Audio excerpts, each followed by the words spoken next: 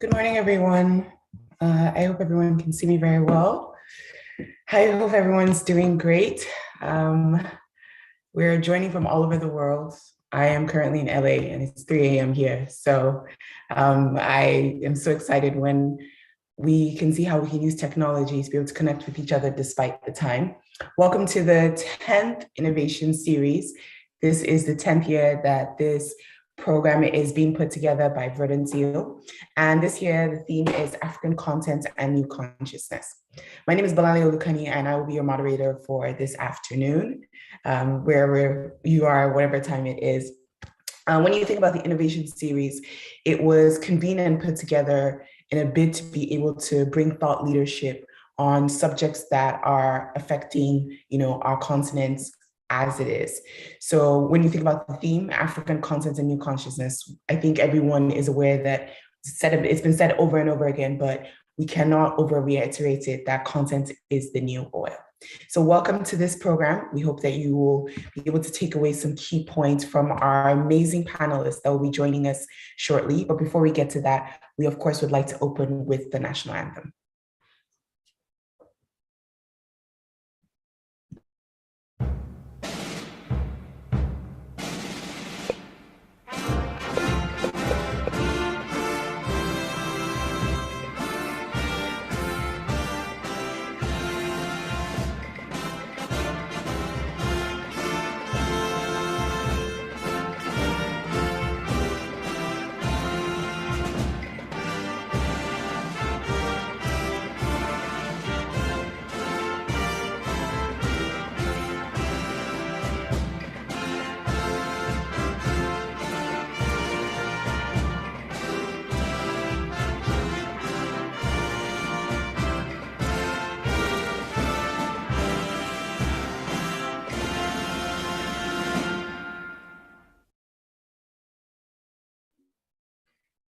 Nigeria continued to move forward into progression. All right, so we're going to start with our program, and I would like to call on the chairman of Verdant Zeal Group, Mr. Femi Oyewole, to give the welcome address.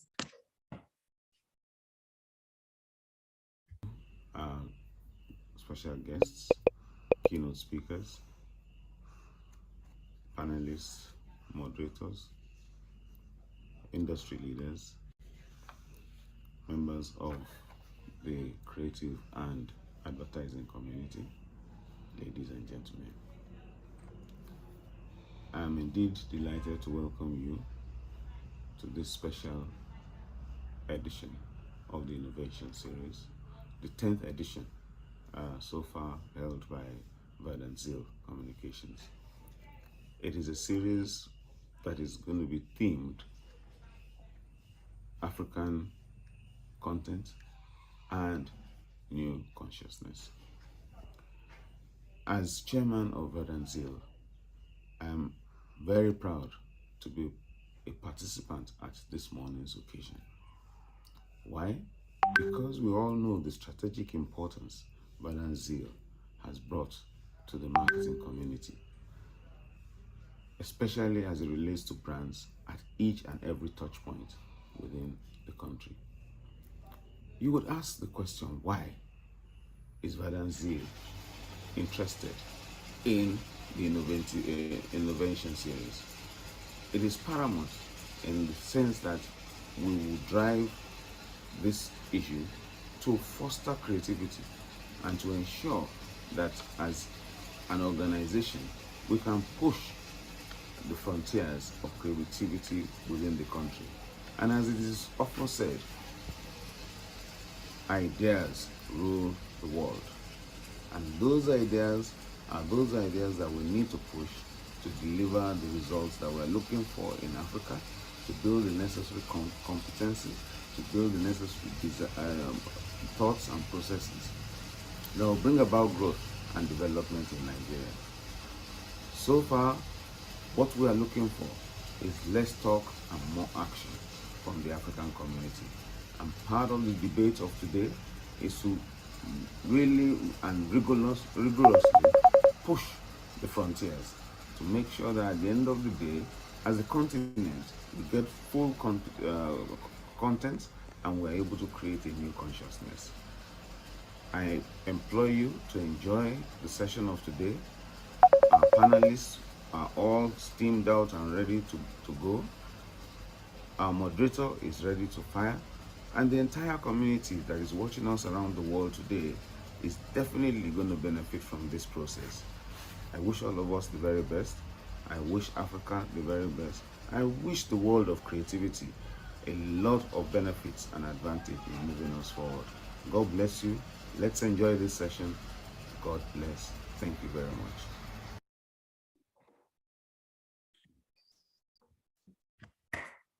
Thank you very much to Mr. Femi for the welcome address and the opening remarks. And like you said, this conversation is extremely important, and the African continent has the whole world watching it. I'd like to call on the Executive Vice Chairman of the Verdant Zeal Group, Dr. Tunji Olubolu, to give his speech.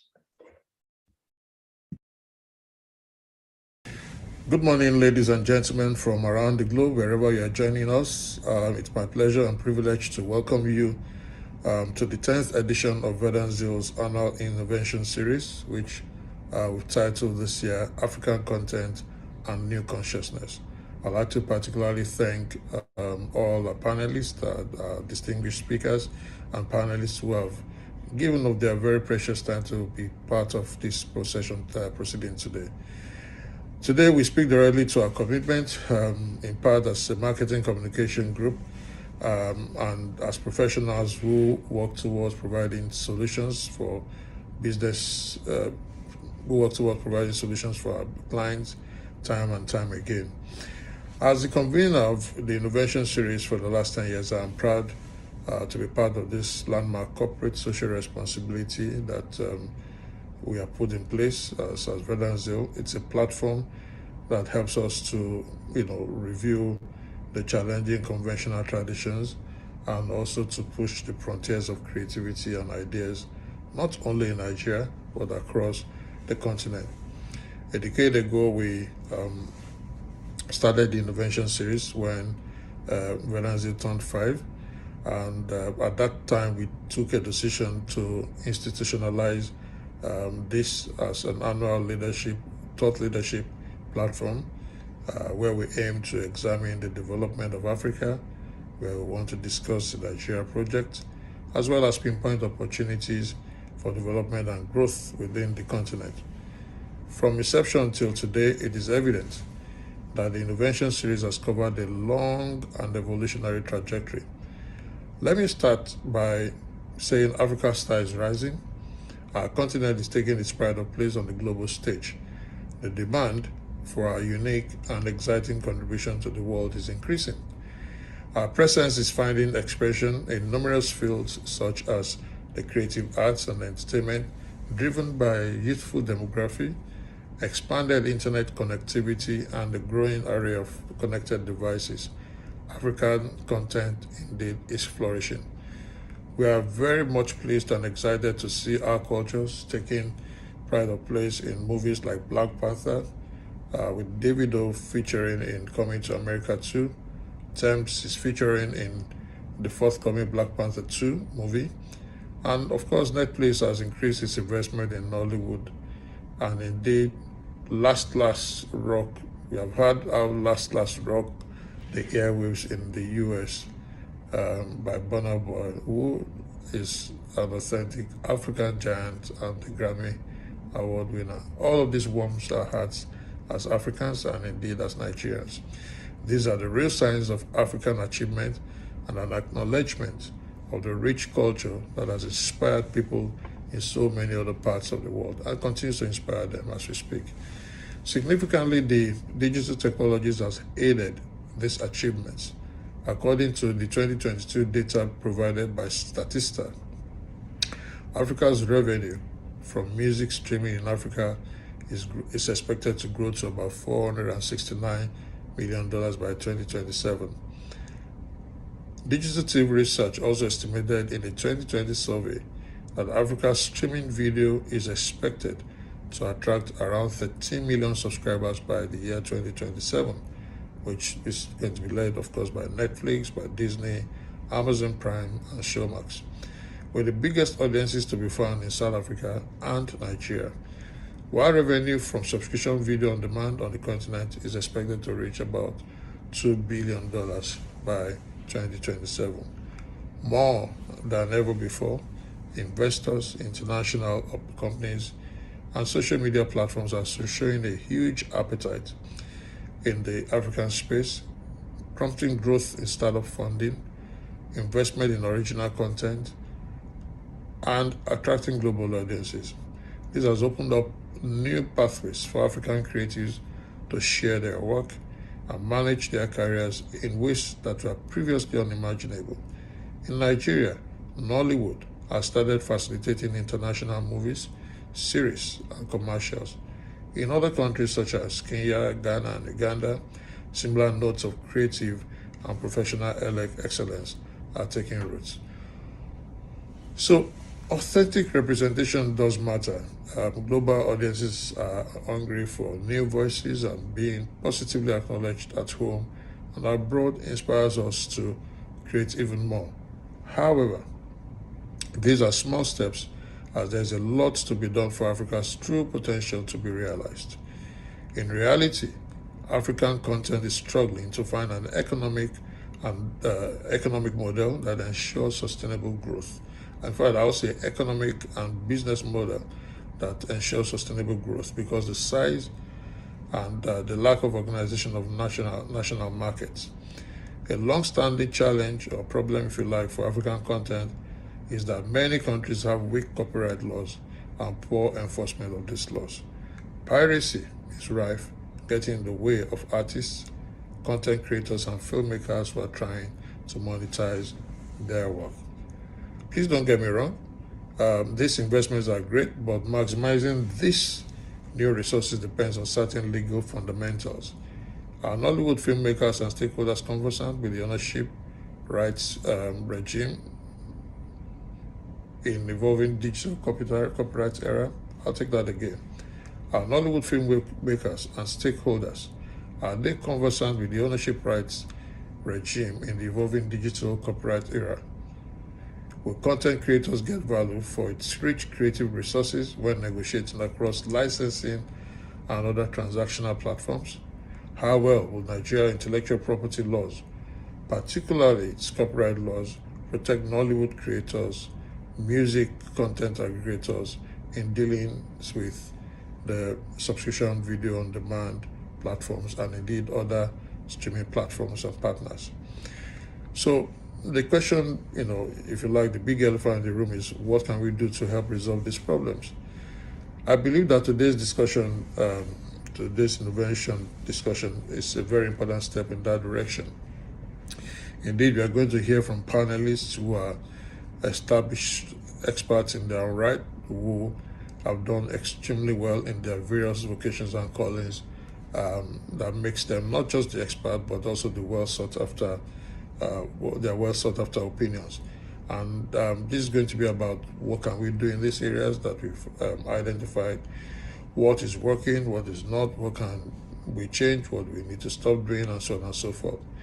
I believe it also avails us the opportunity to, from the perspective of the content creation industry, look at the opportunities to interact and better understand how they can maximize the opportunities that's available or present in the subscription video on demand and indeed other streaming platforms, and how to provide solutions to these challenges bordering on revenue generation and finance for content creation, for movie distribution, territorial content cross-cutting, and so on and so forth in the content creation industry.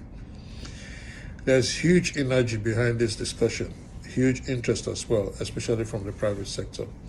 I therefore urge all participants to take full advantage of this discourse, to learn as much as you can as it relates to your field and industry, and also to engage the facilitators so as to effectively provide solutions in the identified challenges many of you are faced with.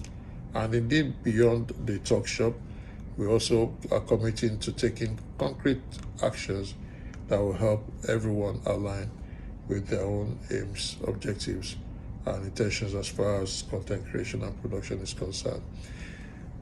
Once again, I thank you for your time for being here, and I wish you all a very productive session today. Thank you for listening.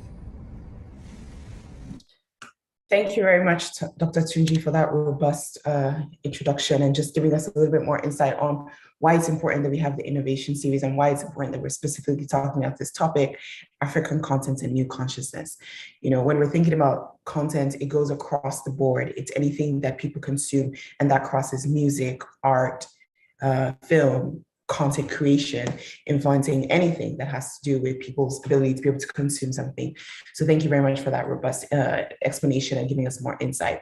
Now, as mentioned, the Innovation Series has been happening for 10 years, and Verdant Zeal has been very passionate about making sure that they're on the ball. So we have a brief documentary just to give you a little bit more insight on the Innovation Series.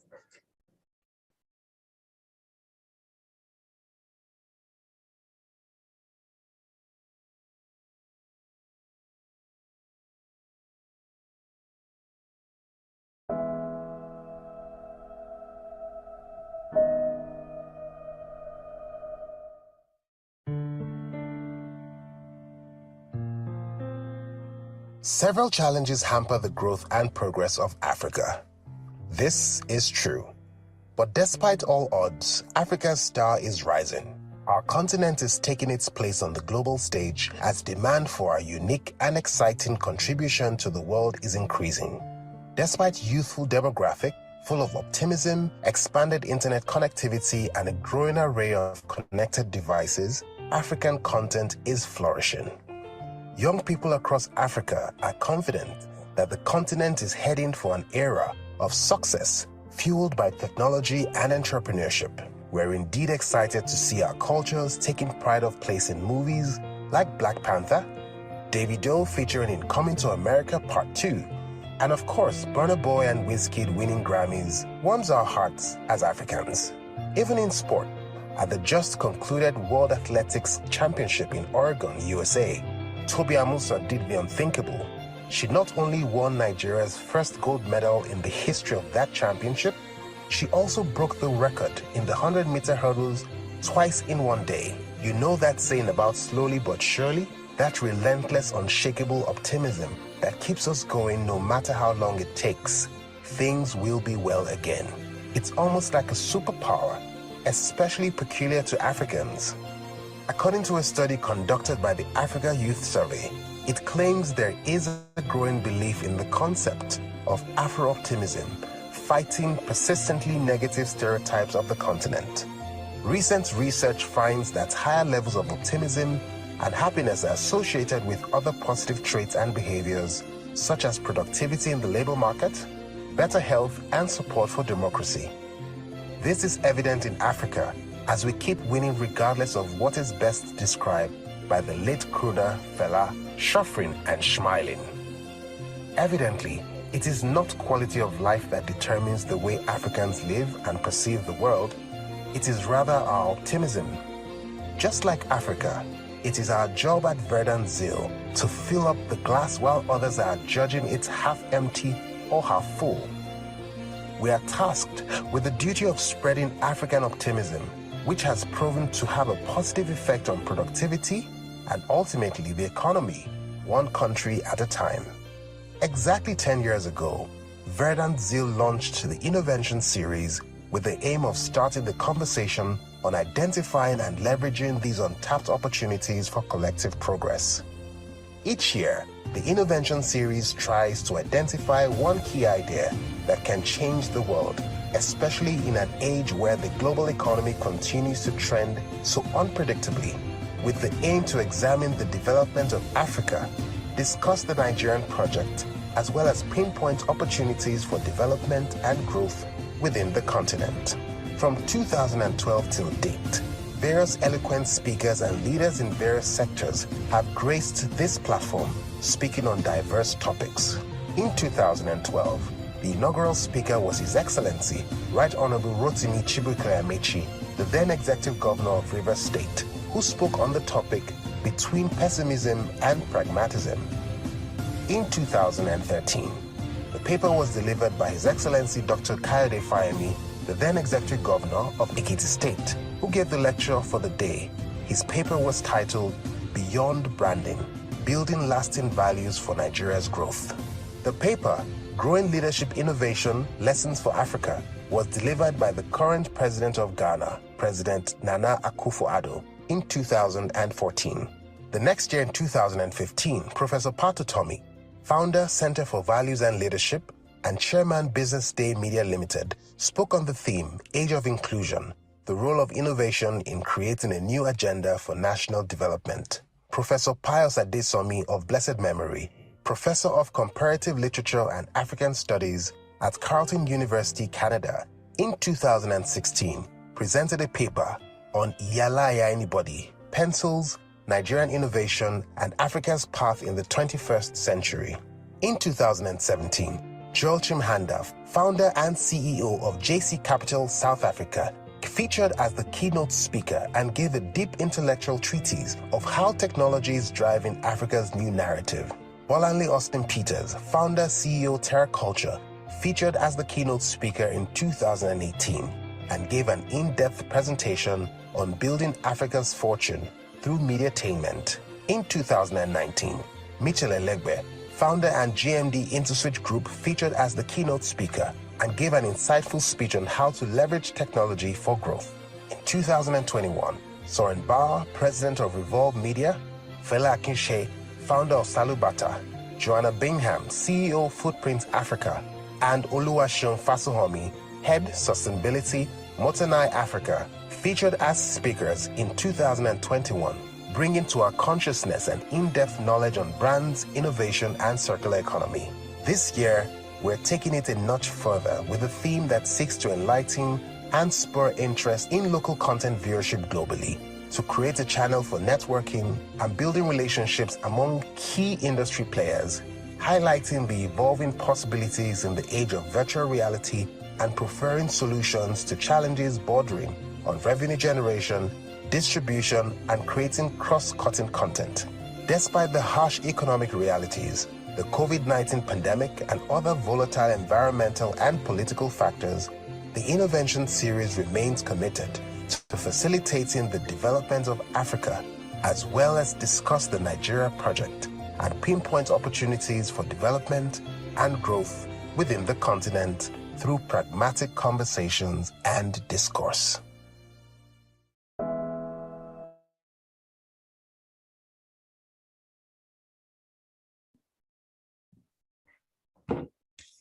So you can see the work that Verdenzeel has really put into ensuring that they continue to contribute to the conversations in the space. When we're thinking about thought leadership, a lot of times, a lot of progress comes through these kind of panels and conversations that we have, because there is a lot of room for growth. Yes, we know that we're doing very well, but there's a lot of room for making sure that there's systems and structures in place. And that's what we're hoping that our panelists will be able to give us some insights, and our speakers will be able to really ginger us to make sure that we continue to move forward in this specific industry. All right, so we're gonna move on to our next program for the day. And I would like to call on someone who has seen the African film industry where it is today years ago. She's someone who has contributed in so many different ways in making sure that African film is being spoken about across the globe. And she's extremely passionate about the work that she does. The first time I met her, she might not remember, was in Calabar when they had one of the very first African film festivals. And I was able to attend, and I was so excited to see the work that was happening. So we'd like to call on our keynote speaker for this session. She is Ms. Chioma Ude, the founder of the African Film Festival. Good morning, everyone. Chioma Ude is a Nigerian entertainment executive, businesswoman, and media mogul. She's the founder of Africa International Film Festival, AFRIF, a platform that holds annually in Nigeria to promote African culture and raise awareness on the benefits and potentials of African cinema. She obtained a bachelor's degree in marketing from the University of Nigeria, Nsukka. She began her career as a dynamic sales executive at a trading company in Nigeria for 2 years before moving to the United States of America for 11 years. She returned to Nigeria in 2006 to take up a position as Managing Director and CEO of Jata Logistics Limited, where she coordinated different investor fora, local and international roadshows, and events for various companies. Chioma's passion for the film industry grew more intense after her involvement in the production of the 2007 Nigerian Film and Video Censors Board UK Roadshow. In 2010, she founded AFRIF. From inception, Chioma has steadily continued to move AFRIF boldly and strategically to a fully privately funded interest and has tremendously grown the fortunes and reputation of AFRIF as Africa's most vibrant film festival experience. Chioma sits on the board of Nigeria's foremost incubation and acceleration lab for tech-based ventures, Envivo Communications Limited. She's also involved in other philanthropic initiatives and social enterprises. Ladies and gentlemen, please welcome Chioma Ude. Good morning, everyone. It's such a pleasure to be here and to speak. I'm happy that the fellow speakers are people that know me and know my limitations on speaking. Oh, okay. I'm sorry. So, sorry, I didn't put on the video earlier because I'm transitioning and I've had to change my flight, but I had to go in to change the flight in order to make this speech today. We're talking about Africa, African content, where it is now, where it's headed, and what's, and all the good things it's bringing to Africa. I run the Africa International Film Festival, and we have positioned ourselves to be the connoisseur of every information, both Nigeria and Africa, for film. Today, when any company trying to get into Nigeria needs any form of information, I believe we're one of the people first contacted in order to steer them in the right direction. So I can speak about film in the creative industry, how it started for me and the industry at large, and where it is today. I prepared a long speech, it's written. I could submit that, but I'd just like to speak from the heart. So now in developed countries, for every growing brand in a developed country, they always come to an end. They always come to the saturation point where they stop and say, okay, where next am I going?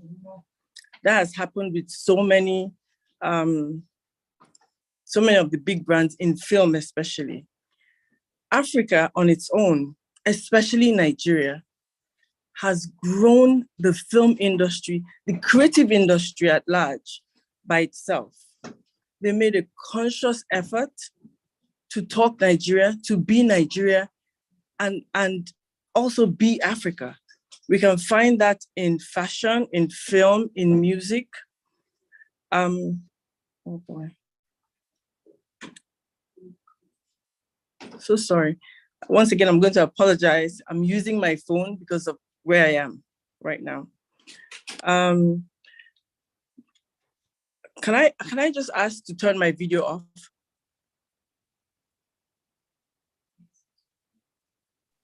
Yes, that's fine, ma'am. If you need to turn off your video, please go ahead. Thank you. Okay, so sorry. So I'm talking about the film industry, starting from very developed countries, getting very saturated, needing to expand, hence the look into other developing countries. So it's always, in Igbo land, we have a saying that it's good to be beautiful from home. And so what we've done is prepare ourselves as the bride to be taken. Now, how do we get taken is the question for the day, and also what it's doing for us. I'll start with the music industry. For everybody that knows, MultiChoice and Channel O had such a strong growth for the music industry. They really promoted it until it could be promoted no more. It got to a point where MTV wouldn't even take our music videos because they said, it wasn't as good. We're struggling on our own. In Nigeria especially, we didn't have any financial contribution from the government, unlike most countries, most developed countries. They always have a particular amount of money apportioned by the government to the industry for the industry's growth. Now, that is positive, but it can also be negative. For us, we grew this industry, both film, fashion, tech, architecture, and film, also visual arts, by ourselves. And in doing that, you find that most other countries, I'll use Senegal for an example, they're doing very well, of course, but they always stay and wait. And Morocco is another example. They stay back and they wait for the government to bring the funding, and then that motivates them to move. Unlike us, the family and friends way we've gone about things motivates us to make our own movies. So we grew very fast because we strived on ourselves. We did what we could do for ourselves. And in doing that, we turned out to be that industry that produced the most. In producing the most doesn't mean that it was the best quality, but at least we got something by the world saying, oh, this is the second largest producer of films. So in doing that, we got the world to look at us. Why are they making so many movies? Another thing we did very well was counter the effect of the foreign world, the developed markets that always portrayed and pushed their films, their culture to be better. And so that we imbibed and took in as ours. We took in those projects as the best. How do you dress? What do you sing? What do you listen to? We started imbibing their culture. Now, one thing Nigeria also did very well was say, at some point, let's push us. So we started telling our stories, regardless of how bad the content was initially. We told our stories and we imbibed our stories. We liked our stories ourselves. Now, Nigeria is very rich in culture and very diverse. I want to know how the Yorubas eat. You would find that it's interesting to note that very few Nigerians what's the word now? Very few Nigerians have actually, mixed with other cultures. Somehow our food has gone around, but actually sitting down and knowing how a Yoruba man behaves or how somebody from Kano, very strange. So when we started watching these movies, it was very interesting to us to see that, oh, in this place, this is how they behave, this is how they relate, and so we began to share our culture amongst ourselves. People don't understand that how that grew the industry even more. Just the curiosity of how the next person behaved and acted.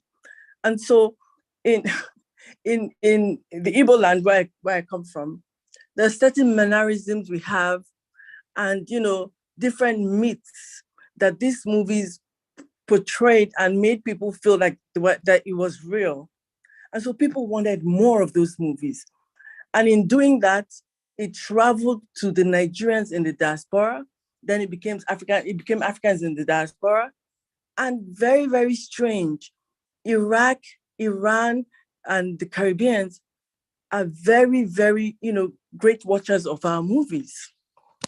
So now back to the foreign companies that have the saturated markets and them wanting to come into our market. So they come to Nigeria. They want to know, how a group of people with no funding from the government can produce 2,500 movies in a year. And it's constantly being watched and sold by their people and the rest of Africa. Now they have different ways of checking and finding out what is real and what is not, whether it's through the internet or just data. They know how to do that. They do that very well. So I'll use the company.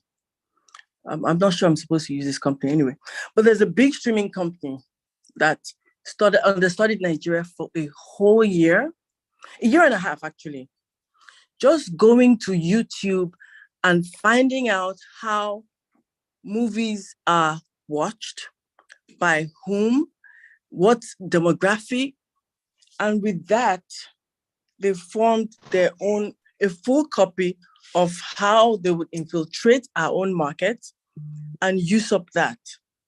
So in us being prepared, we also have to be prepared to hold on to our culture and make sure it's not infiltrated in such a way that we lose it. I'm going to talk about how strategic content can attract and sustain the audience.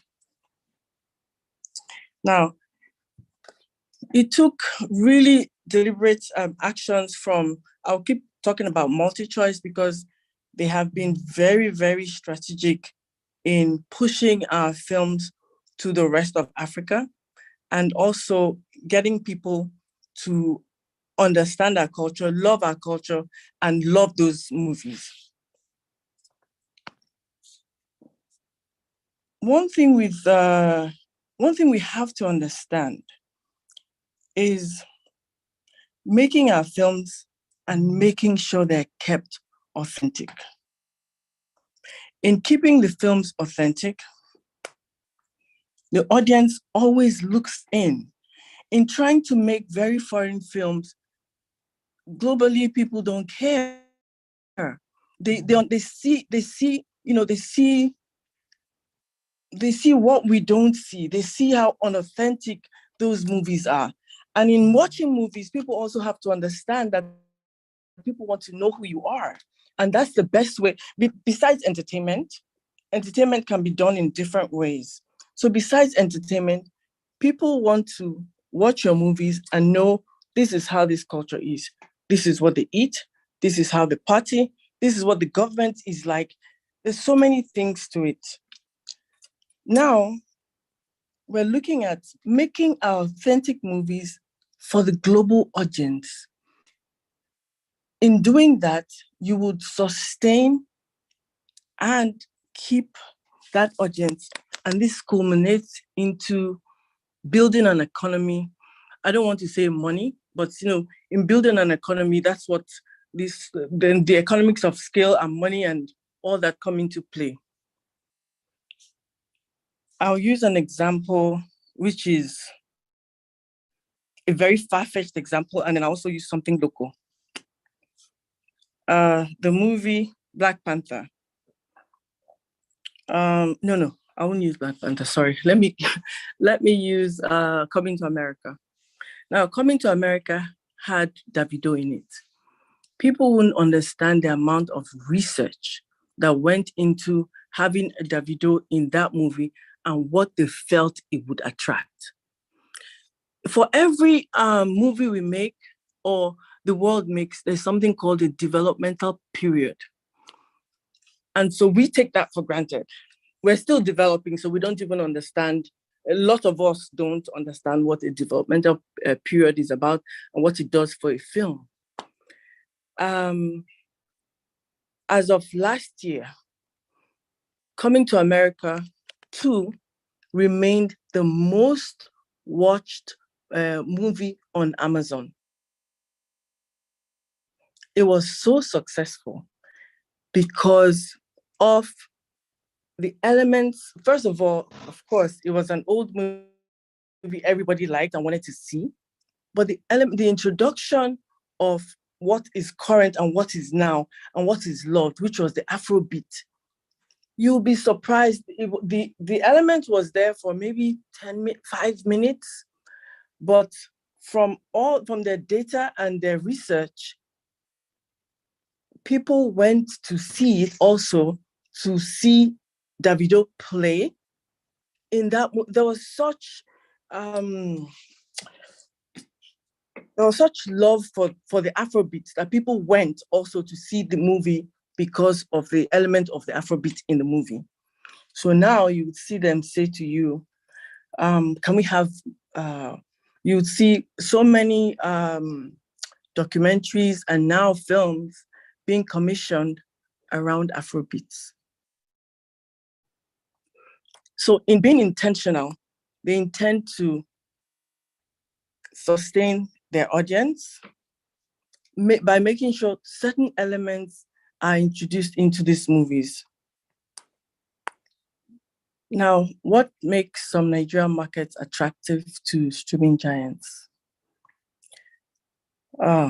Subscription numbers for some SVODs like Netflix in North America are stagnant, and growth in many territories, including Western Europe. Oh, sorry, sorry, I'm using my phone, so somebody, I keep getting calls, and I'm so sorry about that, really.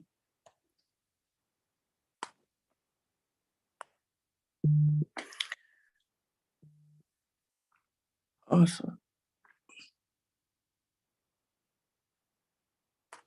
Okay, I'm going to stop now so that I can give other people a chance to talk, but I have so much prepared. I'd like for you to come back to me at some point. I've been asked to slow down on all I have to say.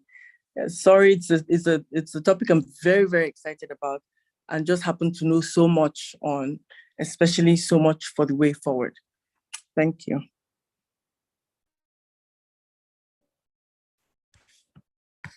Thank you very much, Ms. Ude, for giving us a lot more background and insight into the process that goes into what we see. You know, when we see things like the African continent, or our musicians, or our music, or our art being put out there, you know, we just kind of think it just happens, but it's very interesting and insightful to see how much work has been gone into the people who are interested in us, and just giving us a lot more insight into what's happening on ground. So thank you very much for that, that message that you just delivered.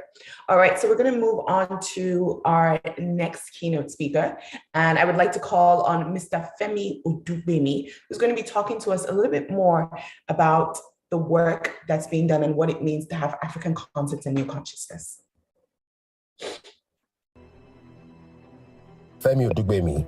Femi Odubemi is a Nigerian documentary filmmaker, screenwriter, cinematographer, director, producer, and photographer who is widely respected for his creativity and professionalism.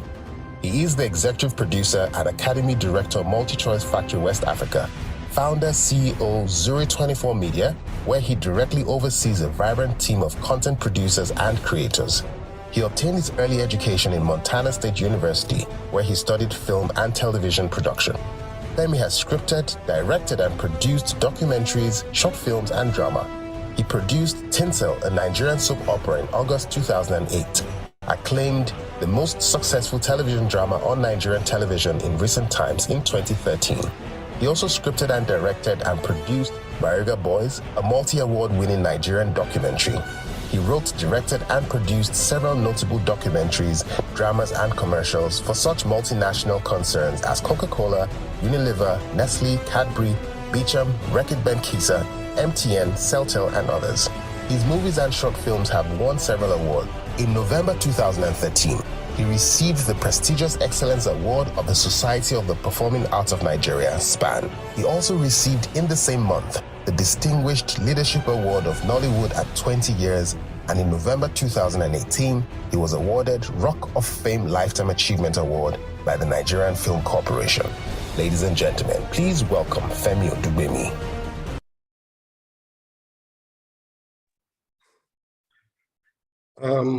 Thank you very much. Before I go forward, let me quickly correct that I am no longer the Academy Director of the MultiChoice Talent Factory. I stepped out of that role close to a year ago. and a couple of other things that I think that introduction said might be overtaken by events. But thank you very much for your invitation and for the opportunity to be a small part of the 10th anniversary of the Innovention Series. I have followed this initiative from its inception, and I can very much speak to its value as a vital leadership platform that I believe has enriched different sectors of our ecosystem. I would like to especially salute the CEO of Vedanzil, Dr. Tunji Olubodi, for this vibrant legacy, and obviously for the team that has managed to put it together for a whole decade. I also want to salute my co-speaker. Chioma Ude is an amazing, amazing gift to the Nigerian film industry. I suspected that she would do more than enough justice to African content, that part of the title. So I've been very smart to focus my attention on consciousness. But I want to use the opportunity to say thank you to Chioma for all she has done in this industry. The Africa International Film Festival is one of our biggest brands, I think, in the world of cinema. And I think it's something that she has not only built from the ground up, she has built with a lot of passion and a lot of excellence. And I truly respect and celebrate her. I also want to salute the panelists. I think you've gathered some of the deepest and smartest and most insightful people in the world of content in Nigeria. Dr. Busola Tejumola, head of content and channels at MultiChoice, is a hero, is one of the heroes of our industry. What I think, as Chioma said, MultiChoice is doing, has done over a period of time, is perhaps one of the underreported values in the history of Nollywood. And I'm really glad that she's here. I know she will give a lot of insight into the future of content. The same I would say of Obinna Okerekocha, who I absolutely admire. Is one of those young people who inspire me and give me a lot of confidence about the future of our industry. My salute, of course, to the other panelists, Mr. Anyolua, Ms. Falaye, and of course, our moderator, Bolanlu Lukoni. I'm excited to speak to the conference theme, African content and new consciousness, but leaning more towards the consciousness part. I think it is a theme that's timely and vital in its essence, because we live today in a period quite unlike any other. It is at once exciting and complex, but filled with endless possibilities. Content is simply Africa's soft power, but how we understand and deploy it is what I consider the promise of our future prosperity, and in fact, the survival of the continent itself. What we call the creative content industries today has become an ever-expanding definition that I think covers many professions whose value proposition demands some measure of innovative expression, performance, talent, and creative design. The traditional expressions remain the visual and performance arts like photography, like writing, like poetry, fine art, sculpture, music, dance, advertising, and architecture. But it now also covers things like app design, blogging, social media enterprise, online marketing, and the dark heart of internet hacking. The currency of all of this is the same: imagination. The economy is virtual, the reach is global, and the possibilities are endless. The three important factors that I think drive the new consciousness, propelling what is being said as the age of African storytelling, they bear memory: convergence, mobility, and content. It is simply the aggregation of followership, that is the wealth of social media engagement, the data-driven access to streaming, on the go, wherever and whenever, and the variety of content genres on offer to align to every taste and inclination that can afford a subscription. Today, more than 60% of the world's working class people under the age of 40 make a living and earn their reputation from some aspect of the creative industries. An online-offline ecosystem of content, creativity, and consumption has African stories and stories from Africa at the center of a global concentric circle. Today, across our continent, more than half of the educated population under the age of 30 identify themselves as creative industry players in some capacity. The entertainment industry is active across Africa with talented, self-employed young people who are creating, marketing, and distributing products and building an ever-expanding consumption base in several markets locally and in the diaspora. Of course, you already know that Nigeria's Nollywood is well recognized as a global player in cinema.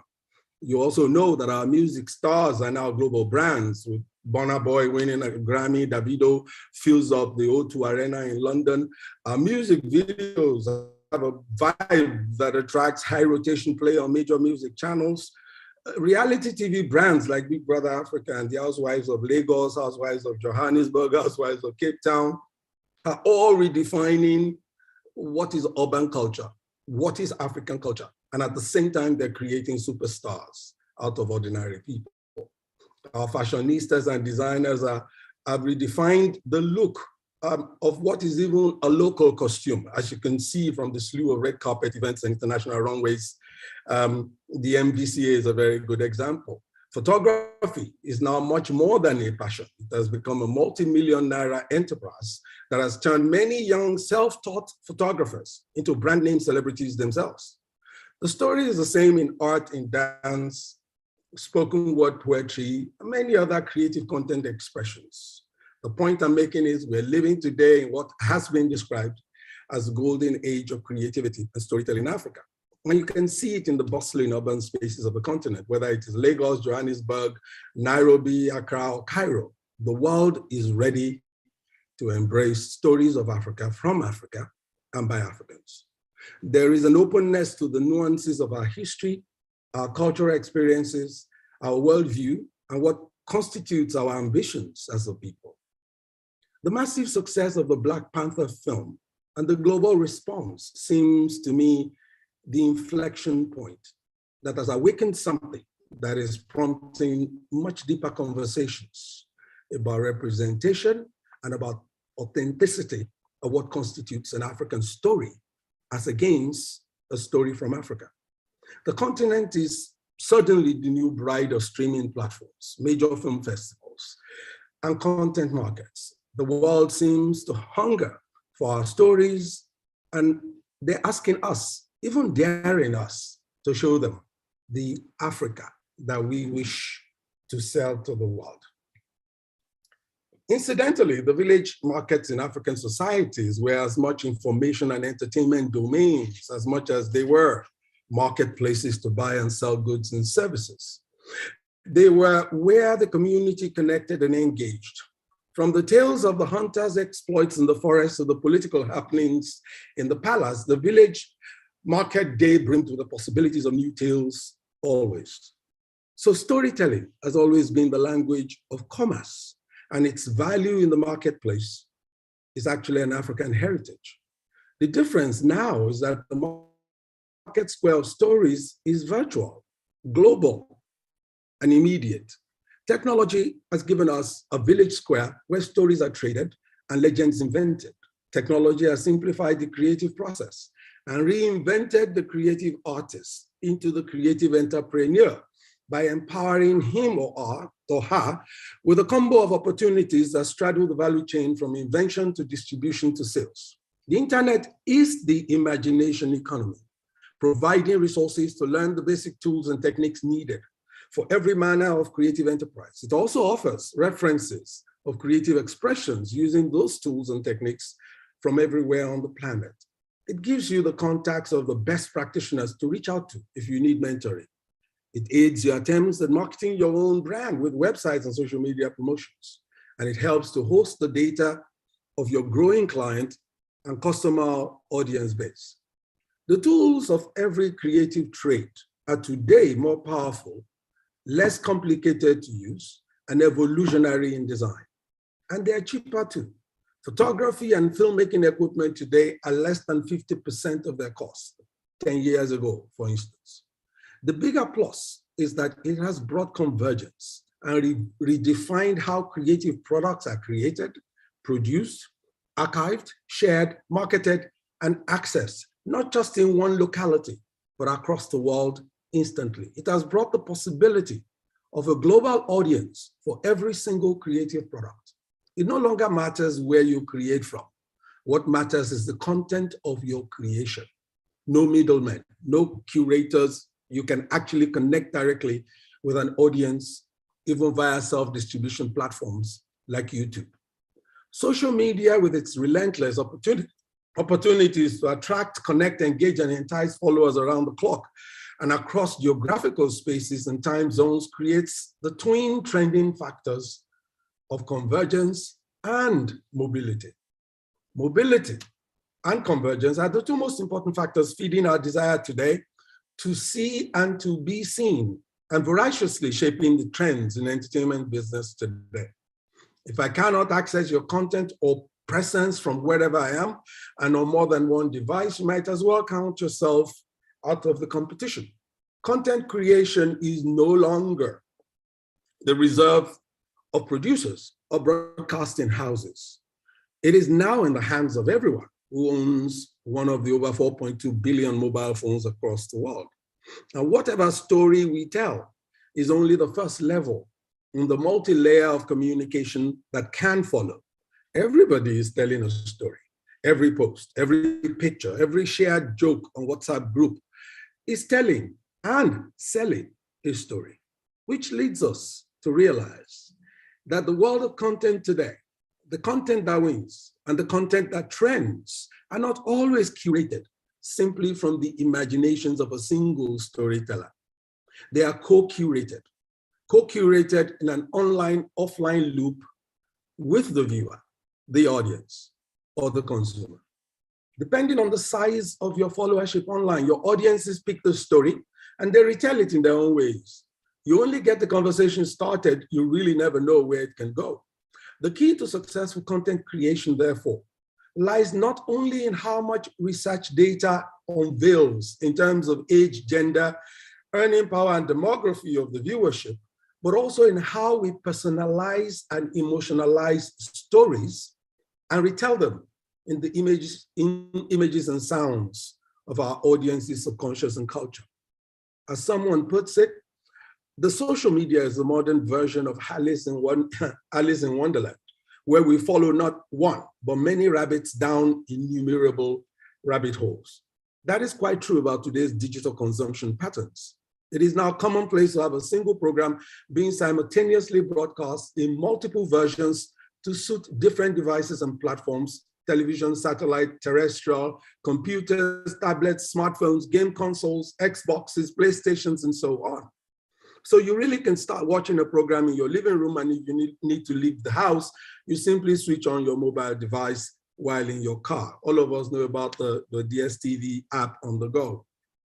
You can connect with other audiences on the platform simply by tweeting about the program on Twitter, sharing comments on Facebook or Instagram, or you could download it and own a copy of your own favorite programs. According to the BBC, over 2 billion people watched the recent state funeral of Queen Elizabeth II live via all platforms at the same time. That is convergence. To state it simply, the era of mass media, where we all sit at home and some curator dictates what we see or whether we can be seen, that era is over. We're in the era of me media. Me media means I choose what I want to see and whether I want to be seen. This trend is opening a different kind of consciousness and opportunities in ways that are simply mind-blowing for the future of content across Africa. Accessibility of the audience and consumers is also driving the economy of the creative industry and creating opportunity to admit every other profession needed to fully harness its opportunity. This is an economy that is real. It's not an economy that's given to us. It's an economy that is organically building. It is an economy that is also open. It is also an open opportunity for a vast array of non-performance related contributors who are desperately needed to provide the grounding for sustainability and profitability. Stated simply, the content industry of Africa will survive not just from those who are professional storytellers, but from everyone in tandem industries who we need to be able to actually create the foundational structures to take the African story global. Beyond being economically successful, I also think the world is inviting us not just to tell stories, but to tell significant stories. To tell significant stories of Africa that are real and genuine, to counter decades of colonization, ignorance, and bigotry, to present a clarity that is missing when the African story is told by others from outside the continent. The politics of misrepresentation is real. The dilemma we, however, confront is that the youth population of Africa, who are at the vanguard of technology and at the vanguard of storytelling, often have no deep connections to their own history or the heroes of their cultures. The schools they have attended and the books and curriculum they have read have paid very little attention to the learning of histories, cultures, and heroes of histories. They have paid more attention to learning the histories, culture, and heroes of Europe and America. They have not prioritized how to embrace any indigenous identity or cultural representation. So we have to understand, in coming to this golden age of African storytelling, many of those of our storytellers and content creators who we rely on are not as conscious or psychologically equipped as they need to be, whether it be historically, culturally, or ideologically. Still, the global creative space yearns for what Chioma called authentic representations, whether it's from traditional folklores or urban tales, or even the identity crisis that seems to bedevil so many African immigrants in the diaspora. The authenticity of the African story needs to be discussed because it extends beyond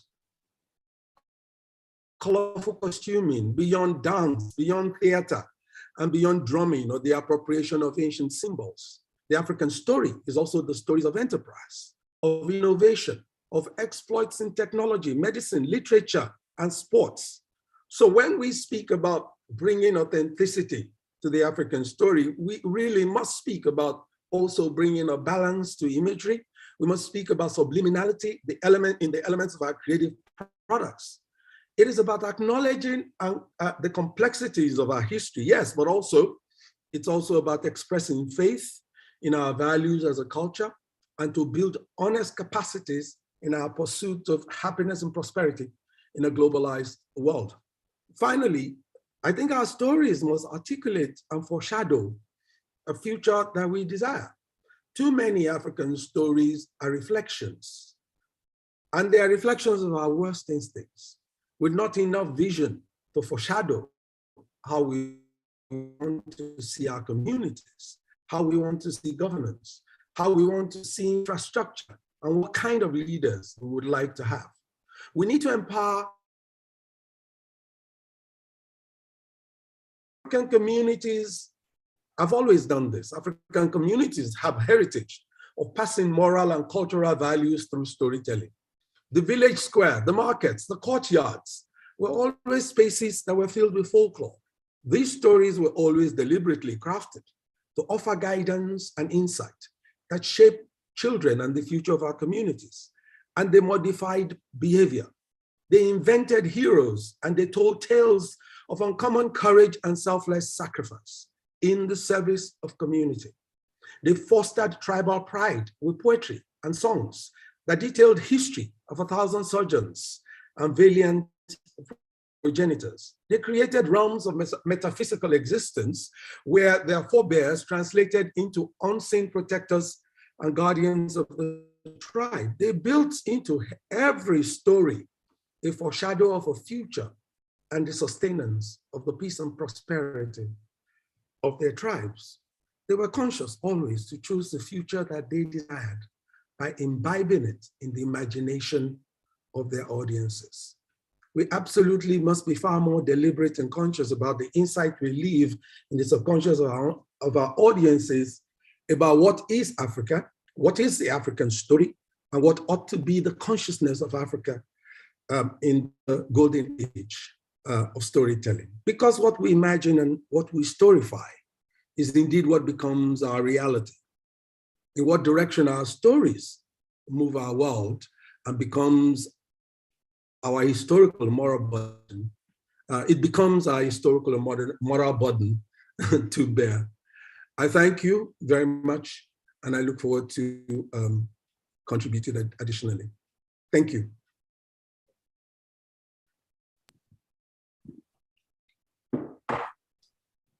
You know, when you think about pioneers of the industry who really saw the arts and the potential that the African continent had before it became cool, before it became popular, before it became possible, Mr. Femi Odubemi has to definitely be one of them.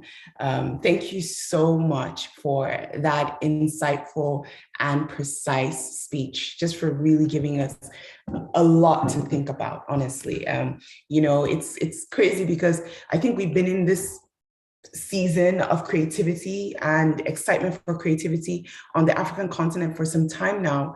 But, you know, if we really look back and we think about it, it's crazy how far we've come. You know, 15 years ago, you couldn't say you wanted to become a filmmaker or a musician or a TV host, and people would really take you seriously. It was like, well, and what else are you doing? So, you know, it's really exciting to see where we are and where we've come from. And for people like Mr. Femi Odubemi who believed in themselves and decided to do it despite the odds, we have to say kudos to you. Thank you so much, sir. All right, we're going to move on to our next event for the day, for the session, and it is going to be a panel.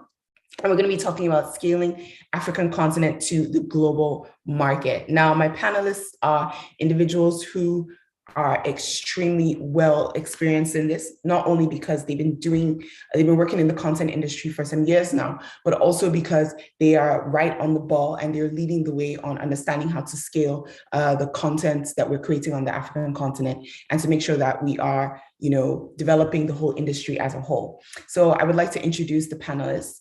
First up, we have someone who I'm a huge fan of. She just has the most beautiful smile and she's extremely passionate about what she does.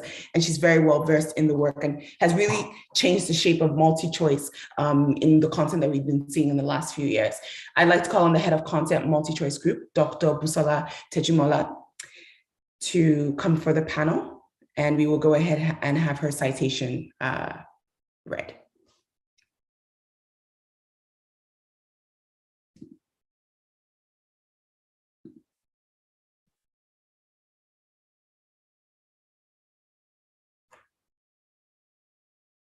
Okay, maybe I'll just call on everyone and then we'll do the citation. African channels at multi-choice. Dr. Busola Tejumola. Busola Tejumola is the executive head of content and West Africa channels at MultiChoice, a role that allows her to drive the end-to-end development and execution of content strategy for MultiChoice Nigeria, including the Africa Magic and Aquaba Group channels. She holds a master's degree in Management Information Systems and a PhD in Management Information Systems and Computing from the University of Surrey and Brunel University, respectively. Her passion, strategic track record of leading effective teams, and drive for results has translated into the success of key projects at MultiChoice. Before assuming her current role, she rose from Head of Strategy and Insights in 2014 to General Manager Production in 2017, where she, alongside her team, rebirthed Big Brother Niger, the award-winning AMVCAs, along the original productions from the Africa Magic stables like Battleground, Jimeji, and Ajoche, among others. She's very passionate about child education, especially the girl child, and her future role in society. She currently volunteers at a charity organization that facilitates the education of underprivileged kids. She mentors a few university and secondary school ladies in the hopes that they will remain focused and pursue mutually rewarding careers. Ladies and gentlemen, please welcome Dr. Busola Tejumola.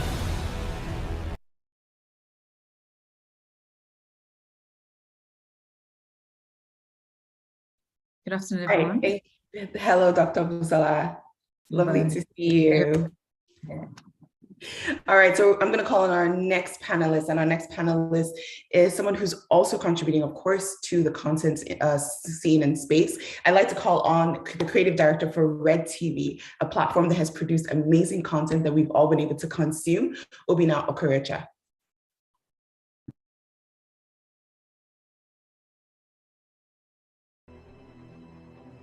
Obinna Okorecha.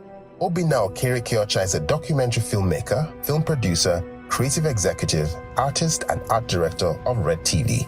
He holds a degree in Fine and Applied Arts from the University of Nigeria, Nsukka, a master's degree in TV broadcast from TIV INC, a professional degree in strategies for optimizing corporate communication skills.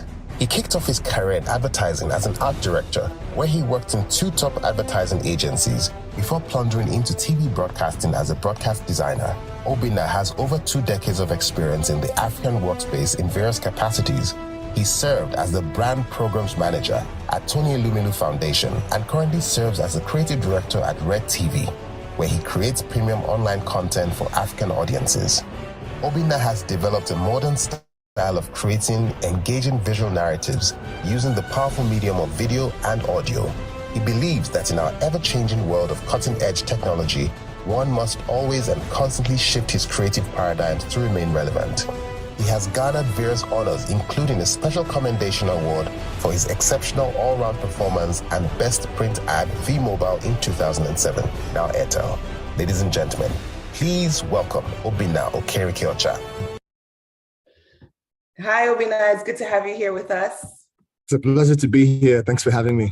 Yeah, really looking forward to the conversation. All right, I'm going to call on our next panelist. Our next panelist is an entertainment lawyer. You know, a lot of times when we think about law and we think about legalities of a lot of things that happen in our country, we're always like, how important is it? Well, if we're dealing with content on a global scale, and also as we continue to develop the industry, it's very important that we understand the legal side of what it is that we're doing. So I'd like to call on Akinyemi Ayinoluwa.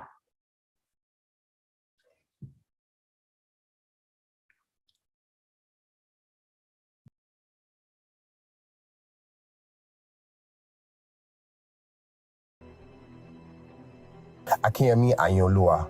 Akinyemi Ayinoluwa is a business consultant and entertainment lawyer who focuses on the representation of recording artists, songwriters, record producers, record labels, and investors in music and talent managers. He's also the co-founder of High Tower Solicitors and Advocates. He obtained a law degree from the University of Lagos. Prior to qualifying as a lawyer, he was a songwriter, recording artist, composer, and performer.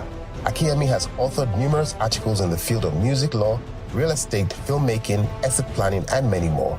He has a stellar record of representing clients, including some of the biggest songwriters, artists, and producers worldwide today. Akinyemi prides himself in helping artists understand the value of their intellectual property rights. Beyond his law degree, Akinyemi is a director of Grey Sage Consulting, a boutique company that provides advisory services to businesses, entrepreneurs, and practitioners in the creative industry. He's also the convener of the webinar Secure the Bag for Songwriters, which he has committed himself to building an ecosystem for creatives in Nigeria to earn in FX by democratizing knowledge through training like Secure the Bag. Ladies and gentlemen, please welcome Akinyemi Ayinoluwa.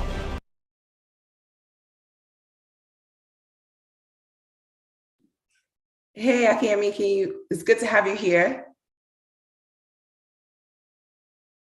Your mic is muted. Can you go ahead and give a quick voice audio test for us? Hello, everyone. Okay, wonderful. We can hear you. Good to have you here. Yeah, thanks for having me. You know, I see how you add the teaching us how to get Forex and FX. Trust me, you're going to have a lot of questions when it comes to question and answer time. Looking forward to that. We're not done yet. We have one more panelist. She's also known as the Law, and she is a representative for many established artists and creatives in the industry, and she's a policymaker. Please welcome Yemisi Falaye, entertainment lawyer and policymaker. Yemisi Falaye. Yemisi Falaye is a seasoned entertainment lawyer and head of legal and business development at the Temple Company, a global full-service creative company operating in the entertainment, media, film, video production, event, art, and sports sectors. She obtained a degree in law at Olabisi Onabanjo University in Ogun State. She has a thriving career spanning decades with vast knowledge and experience in all areas of media and entertainment law, intellectual property law, immigration law, company secretarial matters, and general corporate commercial law practice. Prior to Yemisi's appointment as head of legal and business development at the Temple Company, she served as a senior law associate at Denton's ACAS for over 15 years. Yemisi has worked with and represented some of the biggest names in the music and film industry, such as Kiss Daniel, Copy, Simi, Vector, Toke Makinwa, Shola Shobowale, to name a few, providing them with legal and managerial services. Aside from entertainment law, Falaye's core competence includes a robust experience in areas such as intellectual property, immigration, and company secretarial matters in Nigeria. Ladies and gentlemen, please welcome Yemisi Falaye. Hello, Yemisi. Hi, Balanle. Hello, everyone. Thanks for having me. Yes, we are looking forward to this conversation. So we're going to jump right in. Again, we're talking about scaling African content to global markets. And what we're going to do is we're going to kind of establish a little bit onto why it's important. Then we'll go through and talk a little bit, a lot about the legalities and the possibilities for the future, because I know we do have a lot of participants here. Also, you will be given the opportunity to ask your questions. So please go ahead and begin to drop those questions into the Q&A section of the Zoom portal, and we'll make sure that we get to them. So I'm going to just really start off and throw out the very first question. I'm going to start with you, Dr. Busala. Why is Africa really the frontier for content right now? For when you think about global brands, why is it that why do you think they're all coming to us? Hey, most global brands begin in key markets, right, of developed economies. And at some point, those markets mature. And, at that point, you see that the growth and the profits of the brand stall.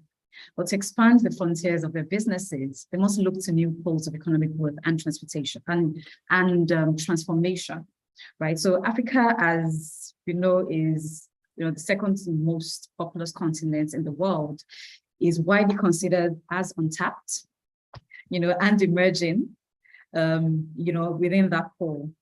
And I'm going to digress a bit now. It's so weird that we would call Africa or Nigeria third world, emerging, untapped, upcoming, there's electricity, but look around the world. Even the developed countries are beginning to struggle with power. And, things that we are struggling with now, that we have been struggling with and found solutions to. Right. So, I'll go back to that point, but I'll just go on with what I was saying. So with the, population of Africa, obviously it's an area and a market that, the brands in the mature markets will target. Additionally, if we look at the rise of, the BRICS countries, Brazil, Russia, India, China, South Africa, in the recent years, if you look at how they've contributed in shining the spotlight on Africa, as potentially the next frontier for these global brands. The BRICS countries now wealthy enough to outsource production and manufacturing to less developed economies like Africa.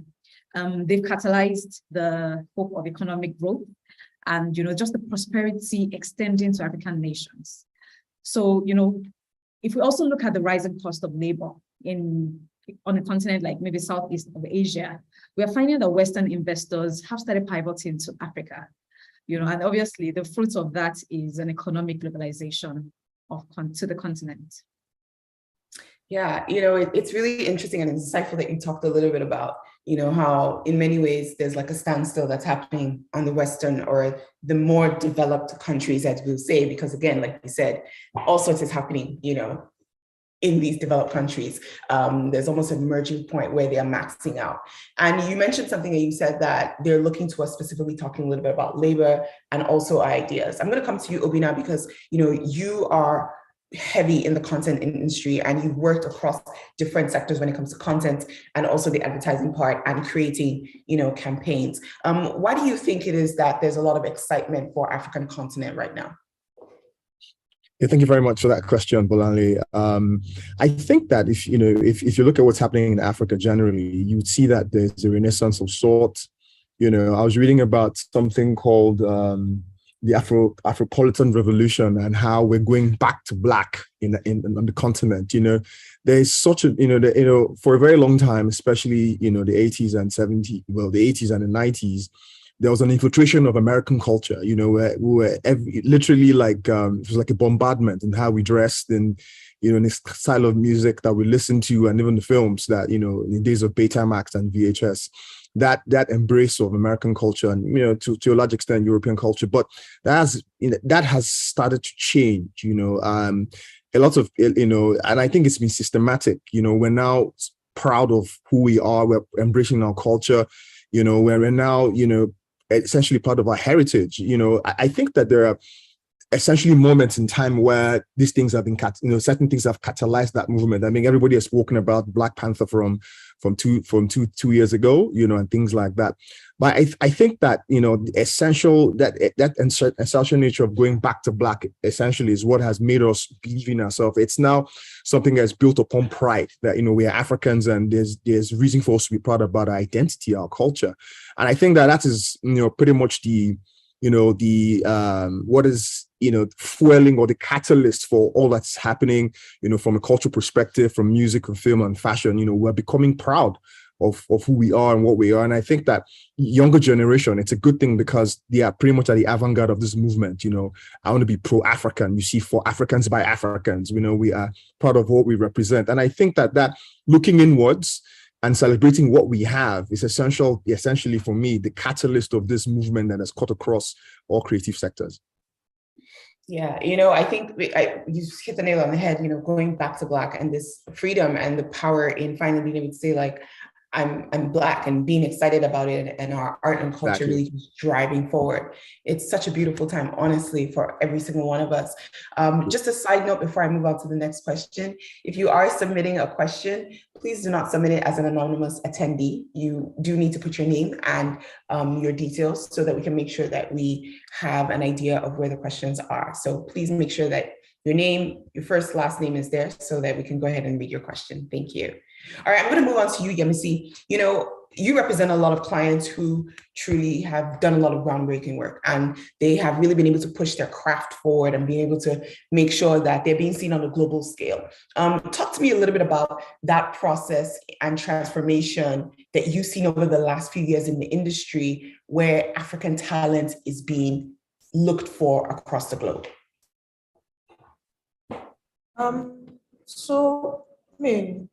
There has obviously been a very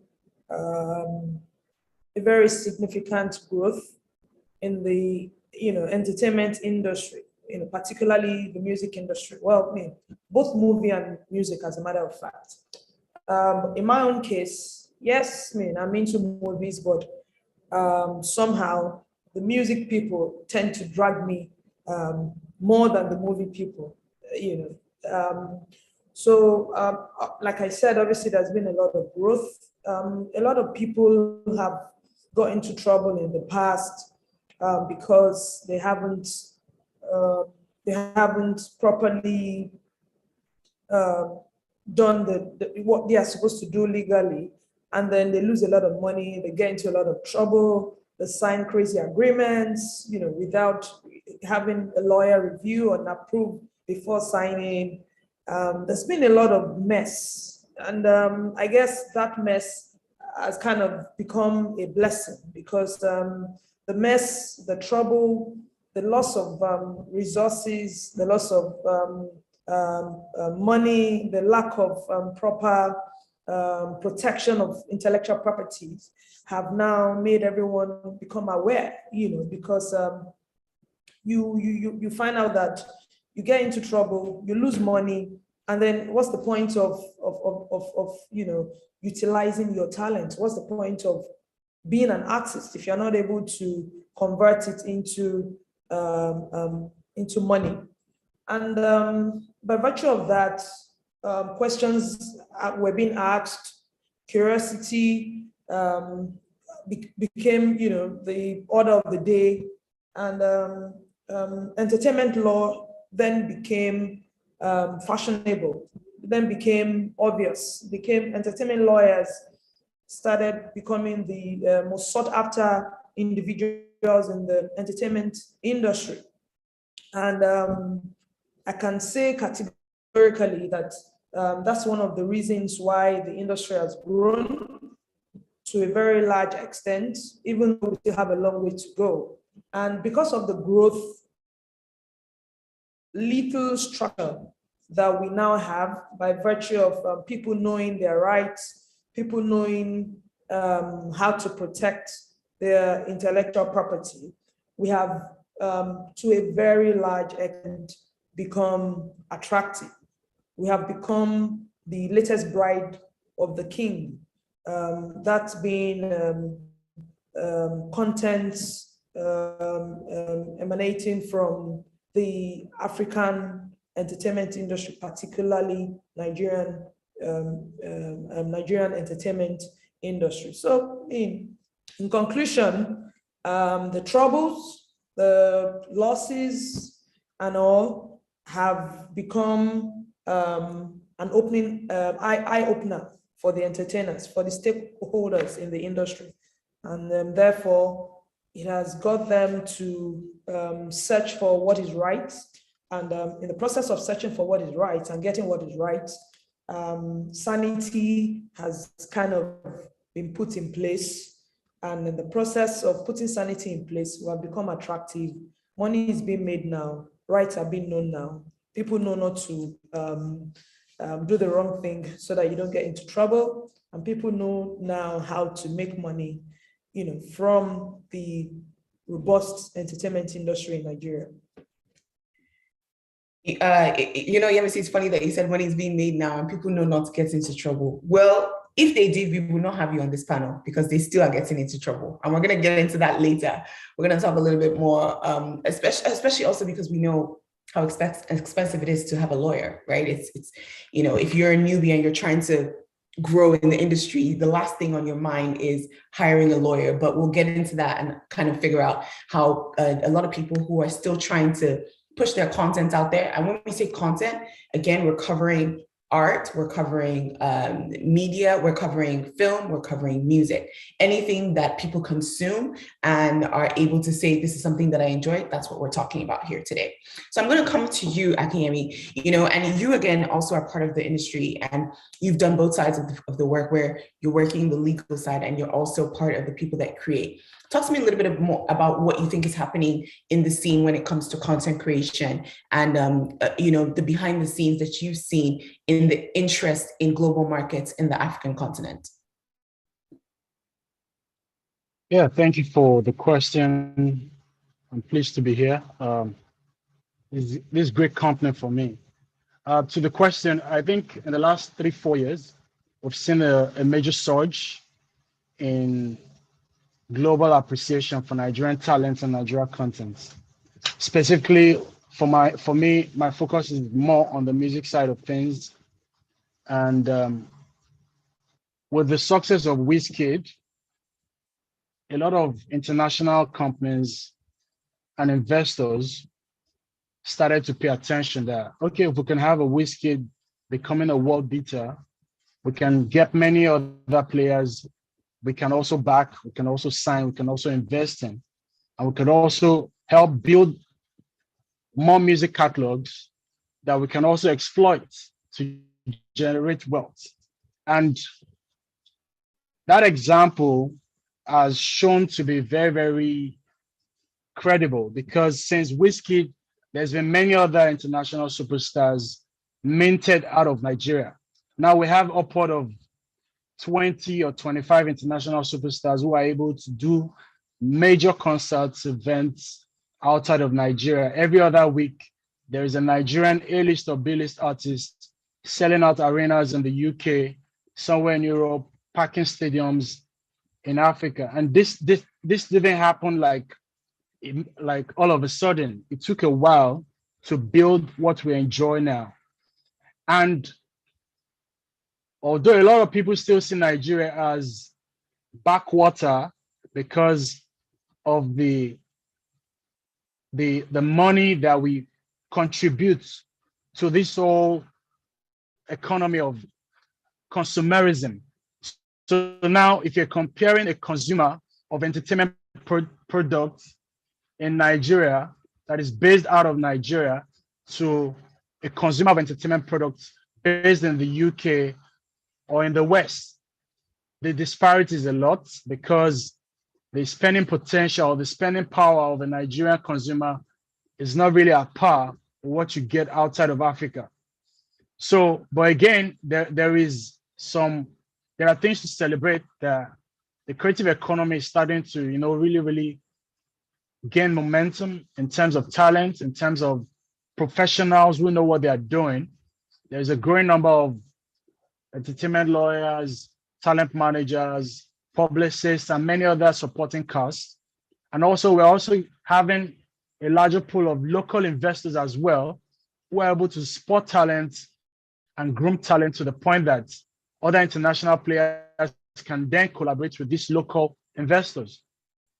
So for me, it's an agglomeration of many things coming together to help strengthen and build what we have as a music industry, as an entertainment industry.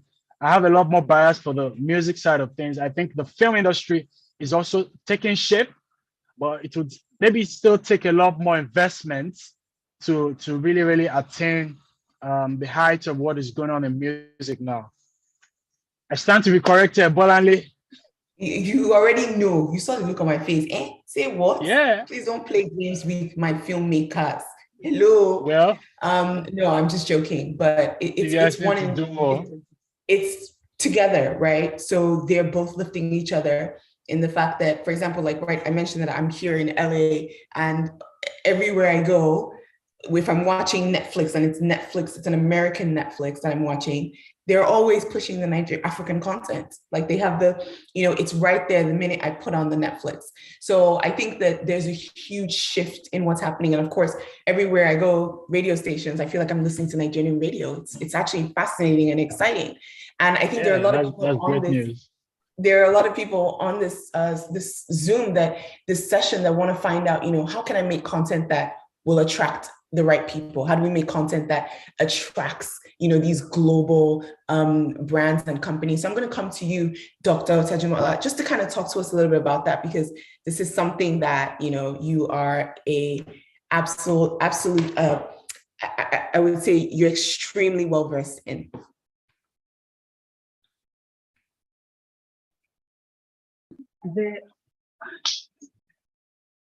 So there's a heavy acculturation, right, to Western culture. And this is predominantly because the content, that's the movies, the music, the fashion, dominated the media for a very long time. So the quality of the content was top notch. They were strategically positioned to sell their way of life as the best. So their food was the best. Their countries, the strongest. And what was the resultant effect? An increased appreciation, and the acceptance of what they sold through the content that they created. So foreign movies, and mostly Americans, did very well at the cinemas across Africa. Their musicians were one of our favorites. So if you're an 80s child, the 70s child, you would hardly find people who would speak about Nigerian or African music. It was usually the R&Bs, the Michael Jacksons and all of that reigned then. The food was deemed to be way cooler and way posher than ours. But that's the kind of effect that strategic content had in shaping narratives and philosophies, for the longest time.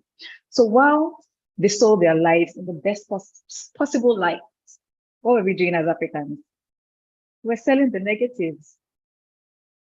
For a very long time, our movies were mostly themed around poverty, around fraud, around blood money and rituals, to the point where you see a particular actor and it's synonymous with rituals. The narratives that just cast us into an inferior light. And people only use the information you give them. So the more stories we told that way, that was the information we're giving the global audience. And that was the kind of stories they were telling on our behalf as well. So we felt that we were speaking our truth and, just reflecting what was going on in our society. So we're all about, look, this is our reality and this is what's going on in our society. But the effect of that was that we were selling a negative image of ourselves and just really reinforcing the narrative of an inferior people through our stories. But thankfully, I mean, we've talked a lot about this morning already. Through our music and even our content, we're seeing that we're beginning to change those stories and, the narratives. We're selling our music in ways that are unprecedented. I was in the States the other day, and I was listening to the radio. I'm looking again, I'm on Cool FM. Because back to back, it was Nigerian music. Right. And, it was just a thing of pride, to listen to. Afrobeat has really exploded globally. And we know that Nollywood is on its way, but it wasn't coincidental. It took deliberate efforts from media companies, from companies like MultiChoice, like channels like Channel O years ago, where at the time we were importing urban culture, but there was a deliberate push, an intention to export our music, to export our own culture and our local content. This release of great content that positively tells a story and casts us in good light, as we see, is being accepted by the audience, both here and abroad. And this audience really were there the whole time. They were just waiting for us to evolve. They were just waiting for us to tell the stories that we needed the world to hear. We see big foreign media, I'll use Marvel Studios as an example, doing Afrocentric films like Black Panther, and most recently, Wakanda, and it's making huge, returns in box office. But this is a testament to the fact that when content is strategically designed to sell the best aspects of the people, not only will it attract and sustain the right audience, it will attract the best investments as well. Thank you very much. Thank you very much, Dr. Busola, for that. And it's true. It's that, I was talking to a designer out here in LA, and she was telling me that the last time the Black Panther came out, that she made so much money, the amount of people that came to come and buy African fabric after the movie. And the thing about it is the next Black Panther is coming out. And these are things, a lot of us on here are content creators, and everyone wants to, of course, we know the Naira is not smiling. We want to attract a global audience and also have the ability for our work to be seen on a global scale and understanding what are the trends. So I want to come to you, Obina, and I want to talk a little bit about the trends. You understand this and you understand the market, both sides in terms of marketing and creating. So talk to me a little bit about content trends and what kind of ideas people should kind of be focusing on. And I say this because I think sometimes creatives are not as strategic as we should be. I believe that there's strategy in everything. So talk to us a little bit about this. Oh yeah, thanks again, Bonnie. So yeah, in terms of what I think creatives should be focusing on and what they should be looking out for when they are about to create is, I think there's something I'm always talking about, and it's something that I feel that it's great to read today, and that's the fact that what you create is a product, and at the end of the day, people are interested in consuming good products. That now what that means is that if you're creating content, you're creating product for a set of people, either your friends and family, and people, consumers anywhere, essentially. And if it's a digital product, you're making that content with let's say a cell phone or a camera, whatever it is. But you're going to publish that because technology is provided in the instances where we can self-publish, Spotify, YouTube, name it. The list is endless. But one thing I feel that is really critical is, and what is missing is audience intelligence. A lot of our creators seem to be very, very, hell-bent upon copying, because we feel that if the model is working, rather than actually, push myself to create something new, it's all about, copying the next person. But what I'll say is you need to understand your audience, whether that's TikTok, whether that's, Reels, YouTube Shorts, wherever it is, understand your audience so that, you are giving them exactly what they want and what they need. And therein that right lies the rewards, because you can monetize that, because it's about mass marketing and how you're able to reach, satisfy a need. Now, if you look at what, my very good friend, Dr. Busola, and what she's been doing, what, MultiChoice has been doing, that's a company that understands its audience and is able to map out specific content strategy to reach its target audience. They operate locally, but they have a global outlook. And that way they're able to, come up with the fantastic things like Tinsel that's been here forever, and so many other great pieces of content they've been doing over time. So I think that audience intelligence is a very, very vital information. And also the ability to, number two is the ability to utilize data. Now, the great thing with the platforms that we have now is in the back end of, the tools that you're using on platforms, there's data that's generated. You can see your reach, you can see how much time people are spending on your content, the average watch time, where people are watching from. You need to utilize that and use that to focus on where you can find the highest number of consumers for your content. So the details lie in the data, how you're able to use that data to better the content that you're creating and the product that you're making. And I think the third for me is collaboration. Now, what tends to happen here is that we have people doing things in silos. Everybody's talking about, okay, I want to make it. I mean, that's great, but like, you know what they say, you can go alone, but if you go together, you go farther. I feel that we have to find ways of collaborating and not just working in silos, because you cannot know everything. You're not a repository of knowledge, and sometimes there's a lot you can achieve just by collaborating with somebody who has a little bit of what you're looking for, and they have a bit of what you are looking for, because measures for strength and collaboration. I think it's a very key thing, because I think in the new workplace, in the workplace of this day and age, collaboration is something that is really great. So many great works and great, pieces of content have been created from collaboration, and that could be cross-continental, Pan-African, or across the globe. But I think these are three instances where I feel creators can focus on, to look for essentially, raise their value and look for those great cutting edge that you're looking for. Thank you.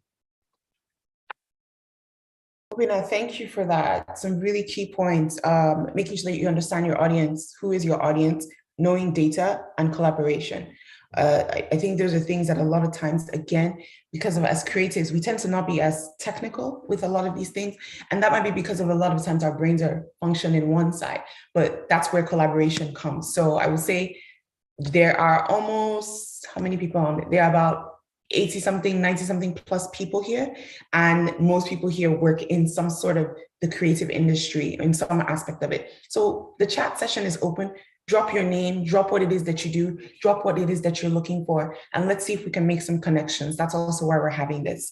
I'm gonna go over to you, Dr. Busalak. I have a question specifically talking about when it comes to understanding attraction towards, these global brands. Obina said that MultiChoice has been able to create a lot of content that is African, but at the same time, it's being distributed and watched across the world, whether it's by Showmax or whether it's on people's DSTV apps.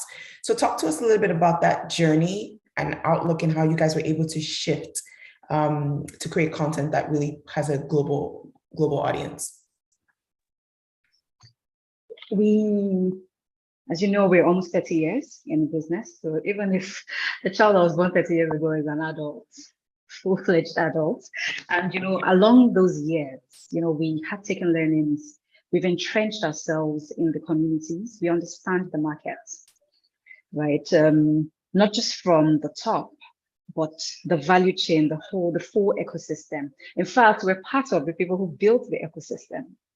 And so it's not easier, but it's a bit easier for us to be able to create content that meets our customers' needs. Obina already spoke earlier about, just intelligence, data, and just knowing what your customers want, looking at trends. But we find that in Africa, especially in Nigeria, we have very rich cultural experiences. We've got creativity. Nigerians, I think, are one of the most creative set of people that I've met. Everything is a meme, everything, no matter the situation, there's always content that is produced from it. There's always an outlook, a creative outlook. And over the last 2-3 decades, we've seen the evolution of technology. MultiChoice is an innovator, and as such, you'd see with a lot of our products, we started with the satellite, so the first pay TV satellites, right, in the country and in Africa. And then with the evolution of our decoders and how the content is accessed, the first PVR, the first S4, the catch up. So we have been evolving with the technology. Now the convergence of creativity, cultural experiences, and technology provides us with endless opportunities. The question is, what are we doing with this great potential? How are we maximizing the spotlight on the continent?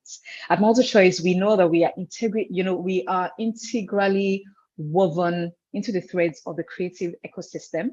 So one, we create content that resonates and cuts across different languages, different tribes, socioeconomic classes, and different aspirations.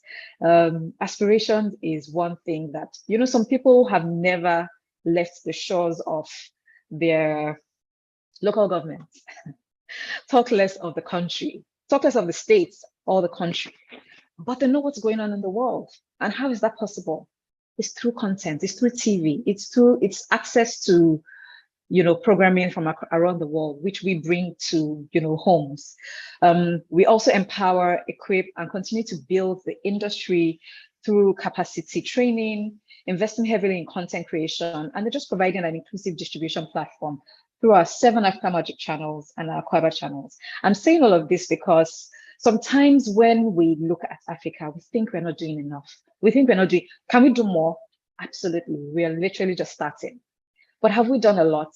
Yes, there are players who have been putting in the work for years.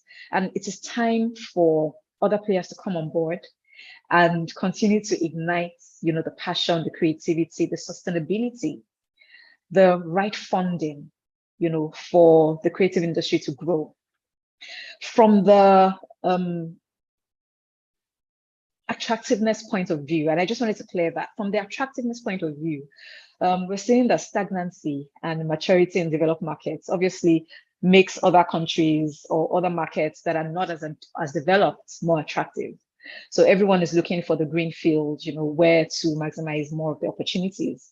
We're seeing that the sheer population of Africa presents an opportunity that I don't think anyone can ignore any longer. If you're looking at the population of, our youth in Nigeria, it's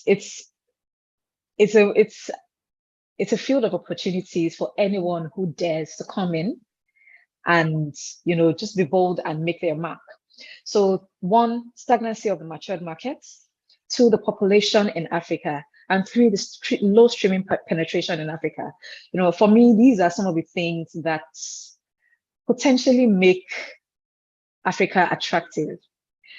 Because on the one hand, you say, well, there's low streaming penetration in Africa. Why does that make that attractive? Why is that attractive to anyone? Now, that means that the market isn't mature. That means that there's room for growth. And there are many opportunities to grow that segment. But that said, if we're looking at just streaming, then I think that we're underserving the community. Because if we look at the streaming community and we look at the number of people who are streaming, and let me be very generous.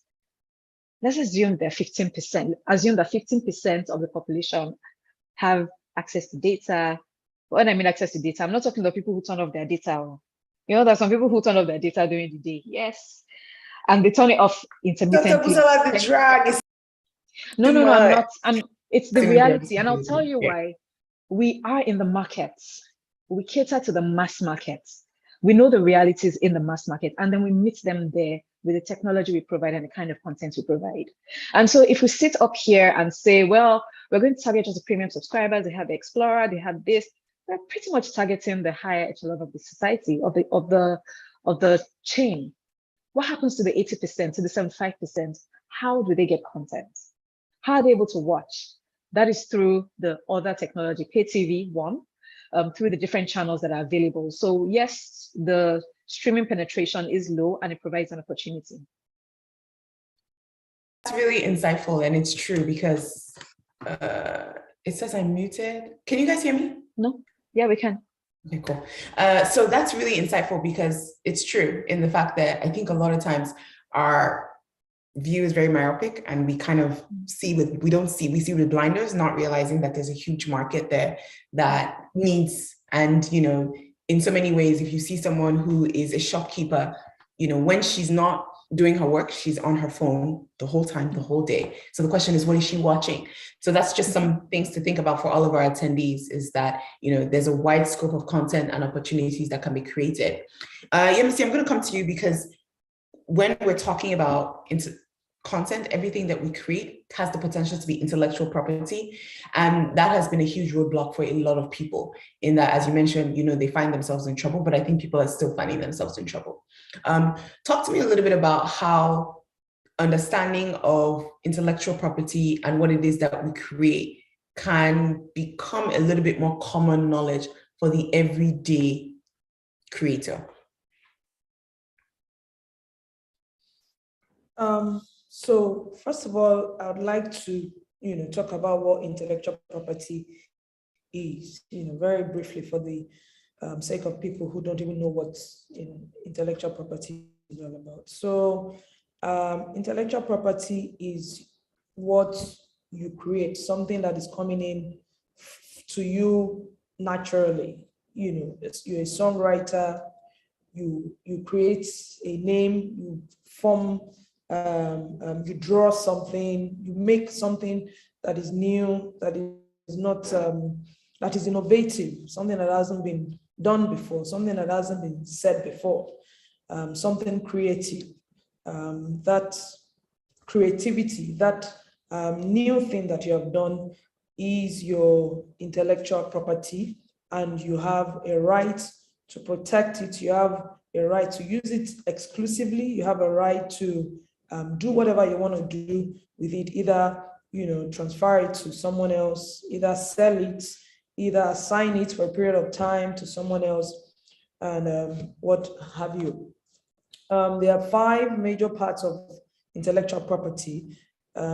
We have the trademarks, we have the patent, we have industrial designs, we have trade secrets, and we have copyright. So for the sake of creativity, we'll focus our attention on 2 of it, copyright and trademarks. Copyright is, covers literal work, photography, music, movies, and the likes, everything, encompassing in the creative industry.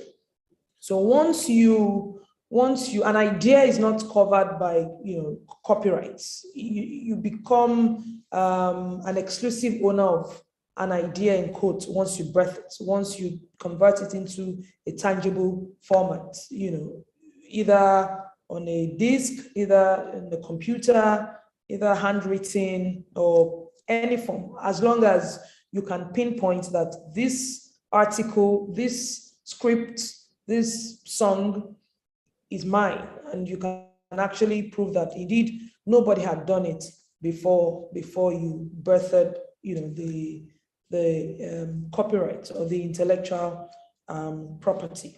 Now, it's not enough for you to birth it and own it, although copyright is actually automatically owned. So once you convert it into that tangible format I talked about, you have an automatic protection. However, you can go an extra mile depending on the jurisdiction that you are in. In Nigeria, we have the Copyright Commission, where the Nigerian Copyright Commission, where you can register your copyright and have some form of notification and some form of backing, legal backing, just a little legal backing, that indeed you are the inventor of that idea that you have brought into reality. So that's it on copyright. Then trademarks, covers logos, names, specialized fonts, or anything tangible as well that you know 100% that you invented, you created. Then you can also go ahead to protect that by registering it at the intellectual property office, particularly the trademarks unit, to ensure that you have an exclusive right to use that trademarks and to stop people from copying it without doing the proper from copying it legally, so to speak. Once you have all of that, then you can now, become a bulldog in quotes to protect your intellectual properties. Like I said, there are several ways where you can use your IP. There are several ways you can convert your IP into funds, into money. For instance, if you're a songwriter, you don't necessarily need to be the one to perform the song. You can write the song and sell to a performing artist.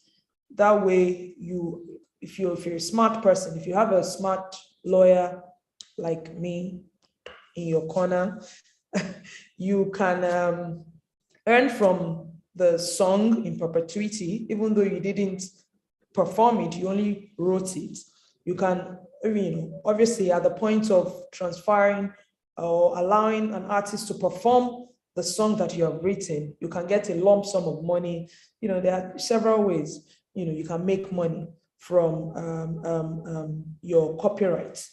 So, like I said, for script writers as well, you don't necessarily, most filmmakers, Dr. Tej, for instance, I hope it's fine to call you Dr. Tej. I hope I'm not being overly familiar. I know Dr. Tej is not a script writer. I stand to be corrected, but I bet that she's not a script writer. She's not a movie producer. She's one who gathers content and makes money out of it and help these content providers to make money as well. So as a content provider, as a script writer, as a movie director, as a Mr. Odugbemi, in order to ensure that you're making money from your copyrights, in order to ensure that no one is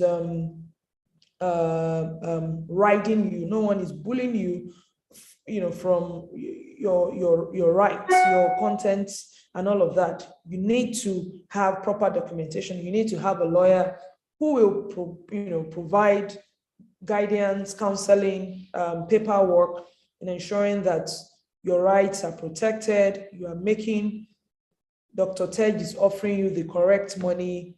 You are doing the right thing, basically, So invariably, don't think you can do it on your own. The fact that you own the rights doesn't mean you can do it on your own. Doesn't mean you even know how you can utilize this God-given gifts that you have. You need to develop a team that will help you ensure that you are doing the right thing, basically.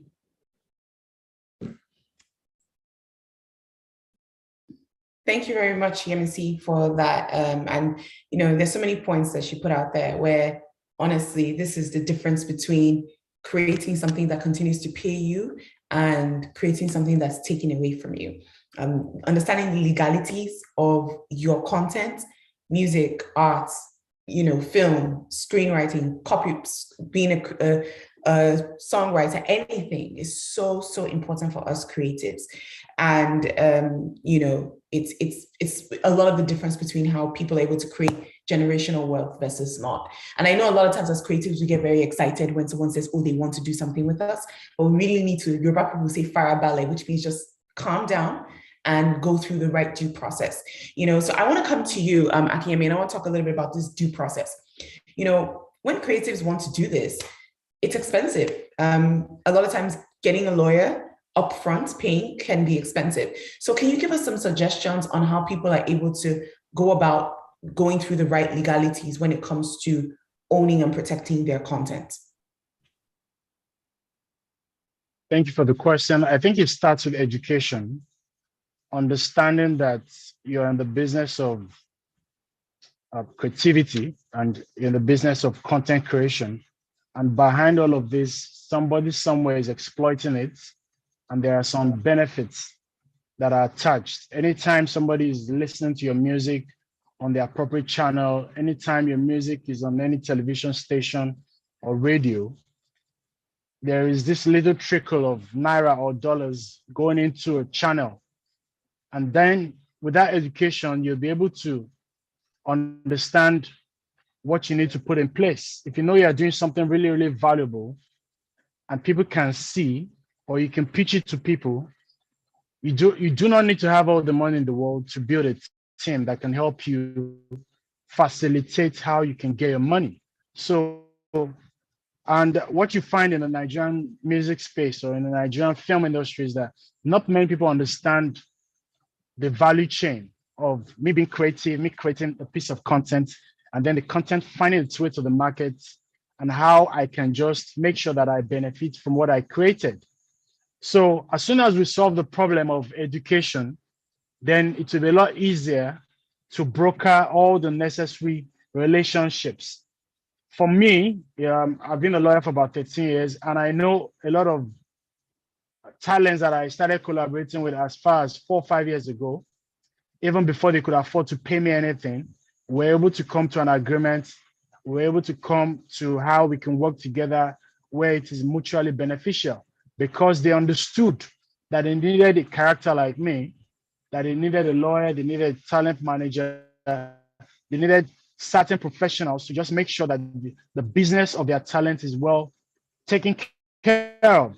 So if that is the case, and I always tell people that you would always find a lawyer or a talent manager at your level. You might not find the biggest or the best, but you would always find somebody that is good enough to start your journey with. Superstars like Wizkid, like Burna Boy, they're able to have lawyers in different territories. They're able to have talent managers across different territories. They're able to have different publicists across the different territories. And that wasn't the case when they started. So what I find, or what I teach, I find that there's a lot of mischief and ignorance. But what I teach is that you get educated, you understand how your talent can be properly monetized, and then you are very proactive to getting the right people around you to help you monetize. And one of those ways would be to find a lawyer or a talent manager to help you put you in a proper position to get the best out of your creativity. So finding a lawyer is not difficult, it's not expensive. You would always find a lawyer where you are, but maybe finding the best of lawyers would be what would be more expensive. But with time, as you progress, you would always be able to find the right people. Okay, thank you very much, Akiyemi. So we're going to debunk the idea, if you want to find a lawyer, you'll find one. And I think also there's a part where investing in oneself as well is really important. So expensive is relative, right? It's important that seeing that this thing I need to pay for actually pays me in the long run. Exactly. So you must have the presence of mind. Yes, please go ahead. And acknowledge it. Yeah, you must acknowledge it that I need these people to, play in the big league. I need a lawyer, I need a talent manager, I need other kinds of professionals, accountants, and the likes to build and make money. Yeah, definitely. So I just want to remind you guys, question and answer box is open. We already have questions coming in, and I will be taking those questions shortly. I want to talk a little bit to you, Obinna, about, a lot of people have a lot of ideas. They have a lot of passion. They want to create. They want to do it, and it's being creative sometimes it costs. There's no other way to say it. And it's hard to see where to find funding. So talk to us a little bit about ideas and suggestions that you have for upcoming content creators on how they can really make their dreams come to light. Yeah, thanks a lot, Bolanle. Yeah, it's great. I mean, the future of this industry, whether it's music, whether it's film, whether it's fashion, it rests with the young creatives, and how they're able to harness what they have to create to create the future that we expect that they will create is really essentially up to them, and also essentially up to us based on how we show them the way. I think that you need to really open your eyes to what is around you. I love interacting with people in the young people in creative community, and I tell them, look, you've got a superpower and it's in your hands. And what is that? Everybody has a cell phone. Sometimes you may not necessarily have a Canon 5D Mark III, a red camera, or any of the fancy Sony cameras, but you have a cell phone and you have an idea. I always say this. We all know Kabi, right? Kabi essentially became the biggest TikToker, in the world today without saying a word. And essentially what that means is really tapping into what you're really good at. Sometimes, like I said before, all of us are really enmeshed and, or you think, XYZ has XYZ 1,000 followers, they're doing this. So you pretty much, you watch everything, what we call skits, and they all look the same. I think that we need to sort of innovate more around the kind of content that we create. And sometimes, the proliferation and the of technology and the ubiquitousness of cell phones and all that bits of technology has made it easy for us to just make this content. I think that rather than focus on the tools, focus on the veracity of your idea. You need to push boundaries, think about things that have never been done before, because if you keep thinking about how you're going to get the biggest equipment, it's never going to work. I give an example. I always talk about the Ikorodu boys, who, with all intents and purposes, they have essentially made the world know about them with the little they had. What were they doing? Replicating trailers, just replicating trailers. And suddenly Chris Hemsworth, the biggest people, Zack Snyder, is giving them mentions and things like that. So what I would say to you, young creators, is utilize what you have in your hands. It might be small now, but if you are consistent with what you're doing, and you are, really embrace your craft, and perfect it, and perfection around your craft. There's really nothing perfection, but incremental steps and doing it every time. Continuity is the name of the game. Just be constant and be continuous about what you do. Continuity is very important. You don't start today and start today, then stop tomorrow. Whatever it is that your idea is, and look for, and don't try to follow the bandwagon. Try and be authentic around your voice, because I think that one thing the world is also looking for is authenticity as regards creativity. And I think for me, that is really why the whole world is really looking at Africa, because there's something authentic about our culture, there's something authentic about what's happening here. So authenticity, being consistent is very, very, very important, and use what you have, because that power lies in your hands, So that's what I'm going to say. And again, how far have you used, what is available? Are we really utilizing the power of, for instance, YouTube has something called YouTube Shorts. You don't necessarily have to create long form content. Short form content is what essentially everybody is pretty much into now. So how much have you explored that? How much have you explored monetizing content on TikTok?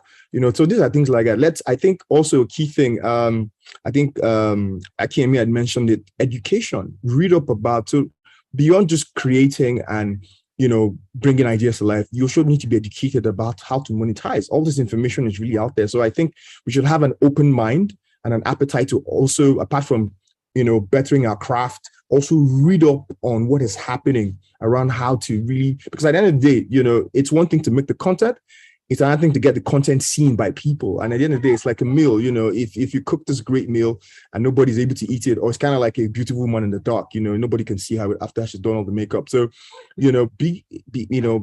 find ways, find strategies, educate yourself on how to push your content forward. And I think the rest is going to happen. But I think what I also need to mention is it's not going to happen overnight. There has to be, you have to do it consistently, and just find your authentic voice. And that's herein lies the success that you're looking for. Thank you. Yeah, thank you so much, Obina, for that. People say that consistency is the game, right? Just keep chipping away at it. It's the difference between someone who's able to make it and really someone who is kind of just like, why is this not happening to me? And also just kind of talking a little bit about the power of our phones. So thank you so much for reminding of us that. I know that we do have some questions in the question and answer box. So we're going to get to that. I want to make sure that you guys are putting those in, but I'm going to be closing it shortly. So please put your question in. Also, don't forget to put your name as well, so we can make sure that we know who is talking to us. I'm going to talk I want to talk a little bit about this issue of piracy, specifically when it comes to, at least specifically for movies, and even aside from movies, a little bit from music as well. Piracy, and people might not think of it that this is We have a very different culture when it comes to the way we consume content. So I think a lot of us believe that we have the right to people's contents without paying. So for example, you'll see a PDF book and they'll say, send me the PDF. Or I have a friend who's an author, and she would always say that people would DM her and say, oh, I read your book in PDF. And she's like, you think you have the right to read my book in PDF, not understanding that essentially if you're reading someone's book in PDF, you've taken away any sort of earnings from the person. Or for example, music being uploaded onto blogs. Definitely this was how music was distributed back in the day. But the question is, how do we really move from this to where every single piece of content is no longer being pirated? So I'm going to come to you, Akim, and talk a little bit about that, when it comes to streaming and how the industry can really move away from taking away earnings from the creators.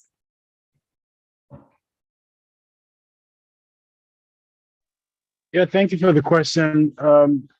Thankfully, there's a steady migration to consuming content on digital platforms. Africa is still playing catch up. It's a growing trend. And in a couple of years, it will be more enshrined. We would have a lot more people turn to legitimate platforms to consume music. And what are the legitimate platforms? There are platforms where you subscribe and you pay a fee on a monthly basis, or there are some other platforms that are ad supported.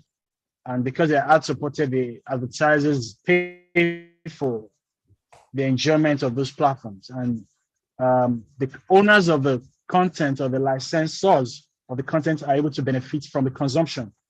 But as it pertains to the physical products that you have, which is a lot, when it comes to piracy in Nigeria, I think it's a battle that we might never win because it's been around for so long. And not much is being done to really like nip it in the bud. I do not think it's a peculiar problem to Nigeria. I think it's an African problem. But again, it's a good thing that technology is actually helping, because not many people are looking to DVDs and CDs. It's gradually the consumption of the products via those technology solutions is kind of like decreasing. But for me, I just think piracy, we might never win the battle on the continent. I do not think there's been any report in the last 3-4 years to suggest that. But the bright side of things would be, okay, there's a growing trend of people turning to channels such as Netflix, Prime, YouTube, AudioMac, and the likes. So that's what I think. And we've seen an incremental flow of revenue to our creators, to our investors, who are trusting the streaming platforms more, who are creating products for legitimate platforms to distribute. There's been an upward rise in revenue. And I can speak because I work closely with, music publishers and record labels. Before now, whatever you were getting from physical channels like Alaba, you could never compare what you're getting from proper digital channels that are, sending foreign exchange away on a monthly and quarterly basis. So that's what I think. I think in many ways you've spoken about this, and we understand that, there's kind of like a gridlock. And I think overall, in terms of our ecosystem, anything that has to do with legal, it's still kind of a growing process. And like you said, it's a journey. So it's a growing pain that hopefully will continue to ease up. I want to come to you, Dr. Busala, just to talk a little bit about, what it is that creators can do to attract international streaming platforms and brands, and then also talking a little bit more about outside of these international streaming markets, in what ways can there be potential for other distribution? So we don't want to just kind of narrow it down only on this specific angle, but also giving people the opportunity to be able to think outside of the box. So if you can talk to us a little bit about that, Dr. Busala.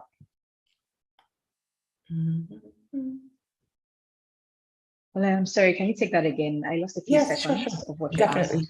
asked. So what I was saying was talking a little bit about what it is that, you know, budding filmmakers, creators can do to attract platforms to be able to get their content. So even like a platform like MultiChoice, you know, when you're thinking about the kind of content that you guys take, what is it that you guys are looking for? We're looking ultimately for authentic stories, well thought out stories, stories that have good production values, stories, well, if it's coming as an idea, obviously we're looking for a strong story that is relatable, can be in any language, can be in any genre, but as long as it's relatable and it is strong and compelling, it has to have its own unique offering. You know, Obina mentioned earlier where everyone is just imitating, and then you see one movie, you feel like you've seen 10. You know, you see one show that does very well, you feel like you've seen 20, and there's a lot of copycats, you know, copying in the industry. Now, is inspiration a bad thing? No. But like direct imitation sometimes can make things less authentic. So yes, we are looking for authentic stories, really. Like I always say, I said it, you know, on many forums, you don't play favorites. You know, the only favorites are good stories. And as you would know, we have a plethora of entries, of pitches, of ideas that come through every month. And it does take time to sift through a lot of them. But we are taking our time to make sure that we go through, you know, these stories and pick the ones that really align with what our market research is saying, align with what we know that data is saying, and what the trends are saying. And then, of course, with our content strategy. So whilst we might not be able to reach everyone, we have a portal that filmmakers can submit their work to. I know people try to submit it to emails or bring it to the office. I mean, those can work, but it's not efficient, right? So we have a portal where everyone submits. That's our central portal where all the team members go into and look at, you know, we look at the work in batches. If we're looking for specific genres at different times, then we sift through it and pick those genres. I will share the link to the portal, you know, with you or with the organizers so they can share with, you know, everyone on the call. But that said, I'm almost going to repeat what Obina said. Remain consistent. No one wants a flash in the pan where you've done something today and you've done this one thing and that's it. So remain consistent, keep learning, collaborate. Everyone wants to go themselves because they feel that when they hit, you know, the mark, then they take the credit for it. But nah, we go further when we go together. So collaboration is so important. You know, at the MultiChoice Talent Factory, where we take 20 students from within West Africa, from Ghana and Nigeria, even though it's teaching the students about filmmaking, it's teaching them about the business of filmmaking. But what we find that is very interesting is at the end of every year, we have people who have formed companies. Now, these students can, and I'm using this as an example, these students can go on and say, look, I've learned how to be a scriptwriter. I have been equipped by this person from the US, this person from the UK, from South Africa, from Nigeria, and I'm going myself. But they actually form companies, you know, where we have a company that all they do is recce locations. And so they're like, you know what, we're not going to write stories. We're going to provide a solution in the industry. Even though they are storytellers and they can produce movies. In fact, their final project is to produce 2 movies. So we know that they're all-round filmmakers, but then they're also creating a solution to a gap in the industry. And so whilst everyone is a storyteller, there are so many gaps in the industry that I believe that, you know, we can fill. That said, remain passionate, keep the warmth, keep the spotlight on yourself. You know, you'd find people who are in Lagos, right? But there are people who are in Kogi, who are in Kebbi, who are in Port Harcourt, and Katsina, how are they heard? It's from what Obina mentioned, always make sure take advantage of the free platforms, take advantage of the digital, evolution, and just keep attention to yourself in your own way. Just remain consistent. At some point, I'm sure that, you hit the mark or align, with a producer or with a network that will pick up your work. Thank you very much, Dr. Busala. If I don't ask this question, I think a lot of the attendees here will send me a DM, or they might send me hate mail and say, Bolanle, you didn't do your work. You mentioned the word market, and you said trends that your data is observing and what it is that people are really interested in. So can you just give us a little bit of an idea of what it is that people are really hungry for right now? The consumers, the trends and the taste change very rapidly, and we've seen it change more rapidly in the last 1-2 years. Again, it's sometimes also a function of what's going on in the wider economy. So 2020, 2021, in fact, 2020, let me stop at 2020. We're all at home. And subconsciously, mindsets changed with how content was consumed, and where content was consumed, and even why content was consumed. So there's certain kind of programming that the genres just shut up. Religious programming, the genre shut up. Yeah. Usually it is nice to have. Everyone has a Bible. If you're Christian, I'm sure most people have a Bible app on their phones. But I feel like I should have it because I'm a Christian. But how many people read it every day? Many people want religious content on TV, but how many people really watch it? But during that period, because everyone kind of went back to their core and their faith, we saw that the religious content shut up. And that's just an example of how what is happening in the economy can influence what people watch, how they watch it, why they watch it, and when they watch it. So at the moment, we're seeing, a gravitation towards reality shows. 1, because they're short. 2, because they're very relatable. 3, because some of them can be mind-boggling, like the recently concluded Big Brother Niger, with all the twists and the turns and all the strategies that they played in the house. But there's some short form ones that are just easy, and people sometimes just want that escapism. I just want to hear people sing. Please, I'm not about to calculate anything. The game shows, I just want to sit with my kids and scream at the TV, at people winning or losing, at obvious answers. So we're seeing that there's a rise in the reality genre. Obviously, there's a rise in the drama with movies and the series. Kids content, that is such an untapped segment of the market. And we find that most producers are shying away from producing local kids content. Where is our competition to Nickelodeon? Where is our competition to Disney Plus, the Disney Channel? We don't have a strong local channel. And I know there's a lot of them on YouTube that provide some of this content, right? But we need to see more of them. They need to cater to not just the babies. Yes, I know that part is catered for, but the gap between the early teens and adulthood is missing. Our kids are growing from being teenagers, from being early teens to adults. So they're watching iCarly, and then they're moving to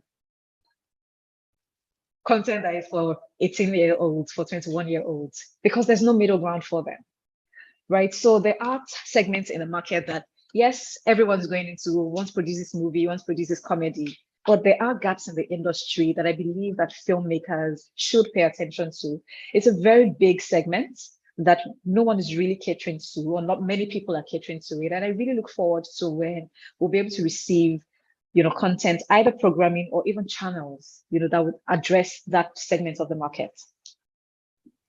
Thank you so much, Dr. Busala. I think there's anything they say, I did my work today. Thank you for that insight. Very, very insightful, and a lot for us to really think outside of the box.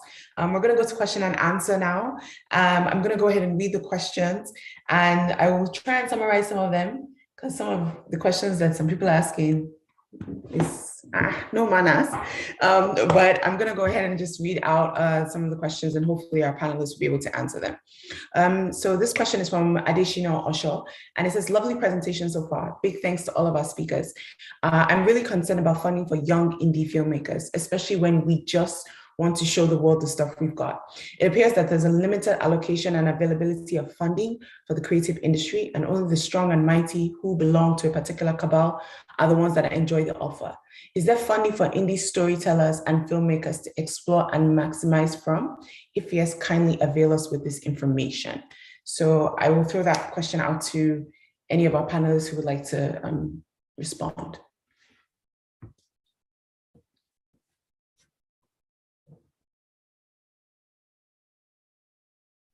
I can start. Okay, thank you. No one network or no one organization or platform is able to fully fund the supply of content and programming that we have in the industry, and that's the truth. So obviously, would find that we need more people, more private organizations, and the government to support with investments, in the industry. Some of the ways the government can help, or that will alleviate some of these, is through tax rebates, through bonuses, through tax incentives. So if a filmmaker knew that, well, if I use this location, I'll get it for free. If I used here, I'll get it at a discount. I get a tax rebate. Then it makes life easier. I'm sure with every filmmaker, every naira, every dollar, that you're able to save and put back in your production makes a big difference. So in terms of funding, we are doing a lot. I wouldn't say the most that we can, because there's always room for improvement and for growth. But there are, when people say, and I hear this a lot, and I guess it's a perception that over time, I'm hoping will change. But I hear this a lot when people say, oh, there's a cabal and it's only the strong and you have to know someone. We have 7 channels, 7 24-hour channels. That is thousands of hours of content that need producers. It's only a percentage of the content that are across our 7 channels that are commissioned. And even with commissioning, we commission is production companies. The other percentage are acquired content, they're licensed content, right? So across 7 different channels, and if you're not looking at the top tier only, but across different channels, the language channels, I think there's a lot to go around, a lot of people. So no, there are no cabals. Like I mentioned, we don't play favorites. Yes, we would go to some established producers that we've worked with in the past, because we also believe in partnership. We believe in working with industry veterans. And I didn't want to use that word veterans because now they feel old, but with the experience, that are really experienced. But we also, we're known for developing new talent. We're known for developing, great content and developing new stars and new production companies. And so you'd find that across a lot of our shows, sometimes we have producers who have never produced one show. They've directed, they've been part of the crew for other shows, but we give them that opportunity because we've seen their work in other roles, right? And from there, they start doing their own thing. So yes, we are open to the kind of investments that we continue to consciously plow back into the economy. However, I don't think that this is a job for one company. I believe that even with all the OTT players and the pay TV players, we still don't have enough infrastructure and structure to fully invest in the creative industry. And so obviously, the more people come into the industry and take up some of their own pie, the better for everyone. All right, thank you very much. Let me. Can I add to that? Actually, before you add to that, Obina, I have a question. I want to add a question to it as well. Okay. This question is for you, so I'm going to just read the question out, and you can add that to it as well.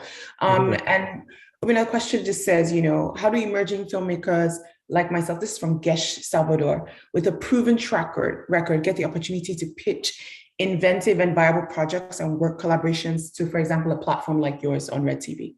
So please go ahead. Okay, thank you very much. Thanks a lot. Yeah, that's the eternal question. Where do I get funding for my film? I mean, it's not going anywhere. It's not, even if dollars were raining from the sky, we'll still have a deficit in terms of who gets funded and stuff like that.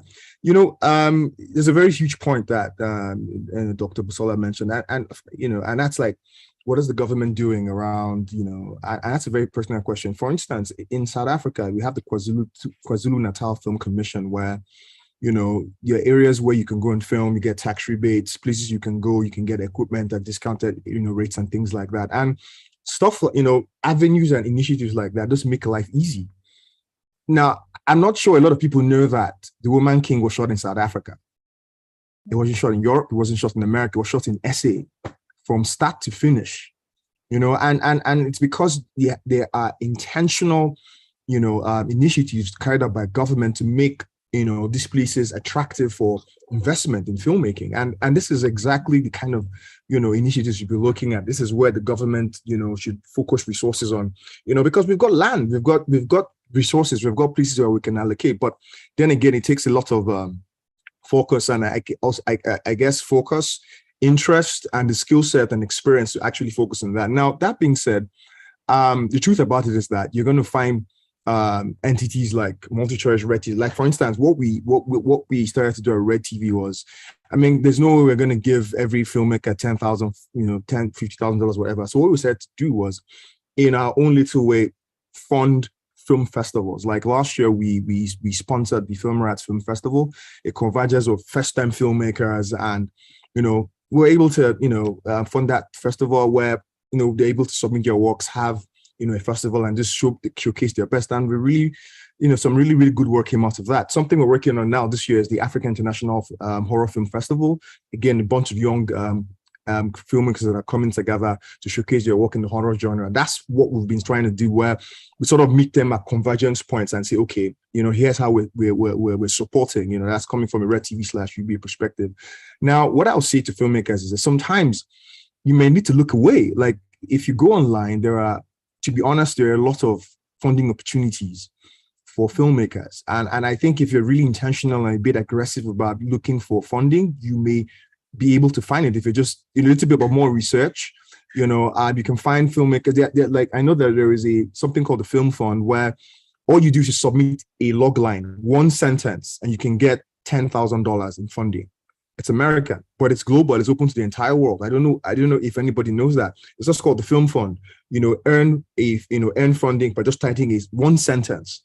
And if so things like that, there are, what I used to do is I used to subscribe to film funding opportunities, and you get email alerts every quarter, and there are film funds that are focused on Africa.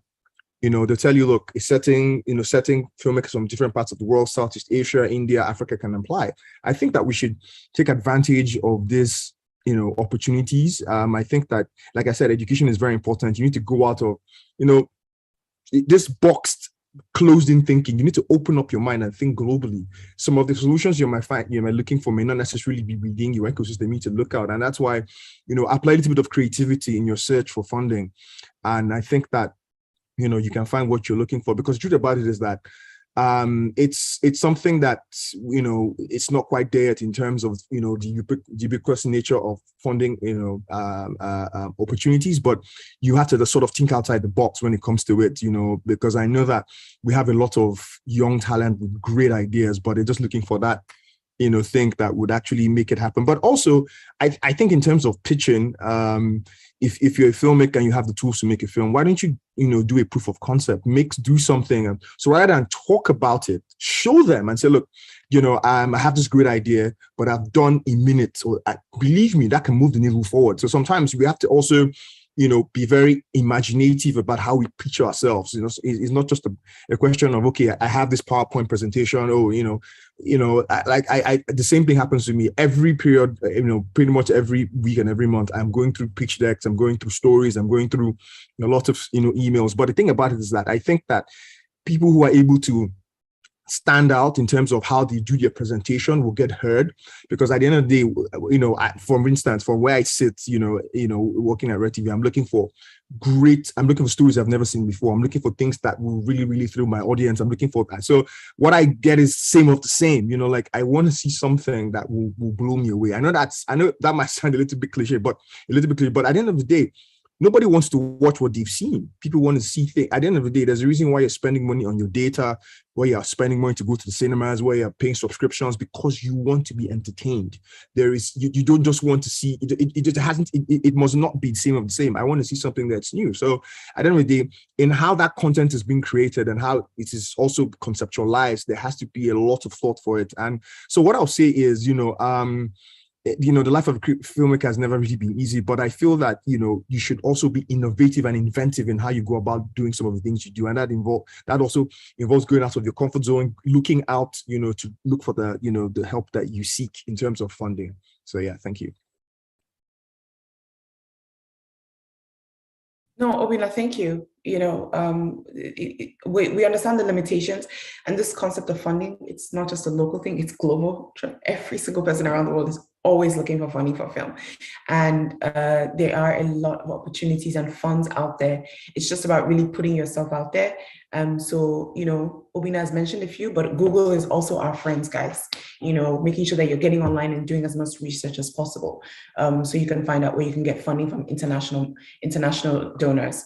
I'm going to go to this question on IP and trademarks, and I throw it out to our both panelists, Akinyemi and Yemisi, and it's from Adeshina again, and it says, on trademarks and IP subjects, I'm curious to know how efficient and effective this is in this part of the world, especially for innocent newbies. How can we find a way around this without the big grammars and protocols perceived to be involved in it?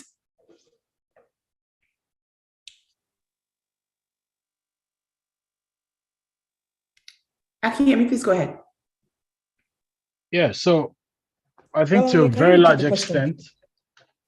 Oh, I'm sorry. Okay, let me repeat the question again so that once you're done, Yemisi can also answer. It says, on the trademarks and IP subject, I'm curious to know how efficient and effective this is in this part of the world, especially for innocent newbies. How can we find a way around this without the big grammars and protocols perceived to be involved in it? Go ahead, please. Yeah, okay, thank you for the question. I think Nigeria has legislations to effectively cover some of these aspects. Although there are attempts to update some of the legislations. And again, how you can find a way around it will be to work with a lawyer that understands it, and they'll be able to, give effect to whatever instructions you're giving to them to effectively protect your interests.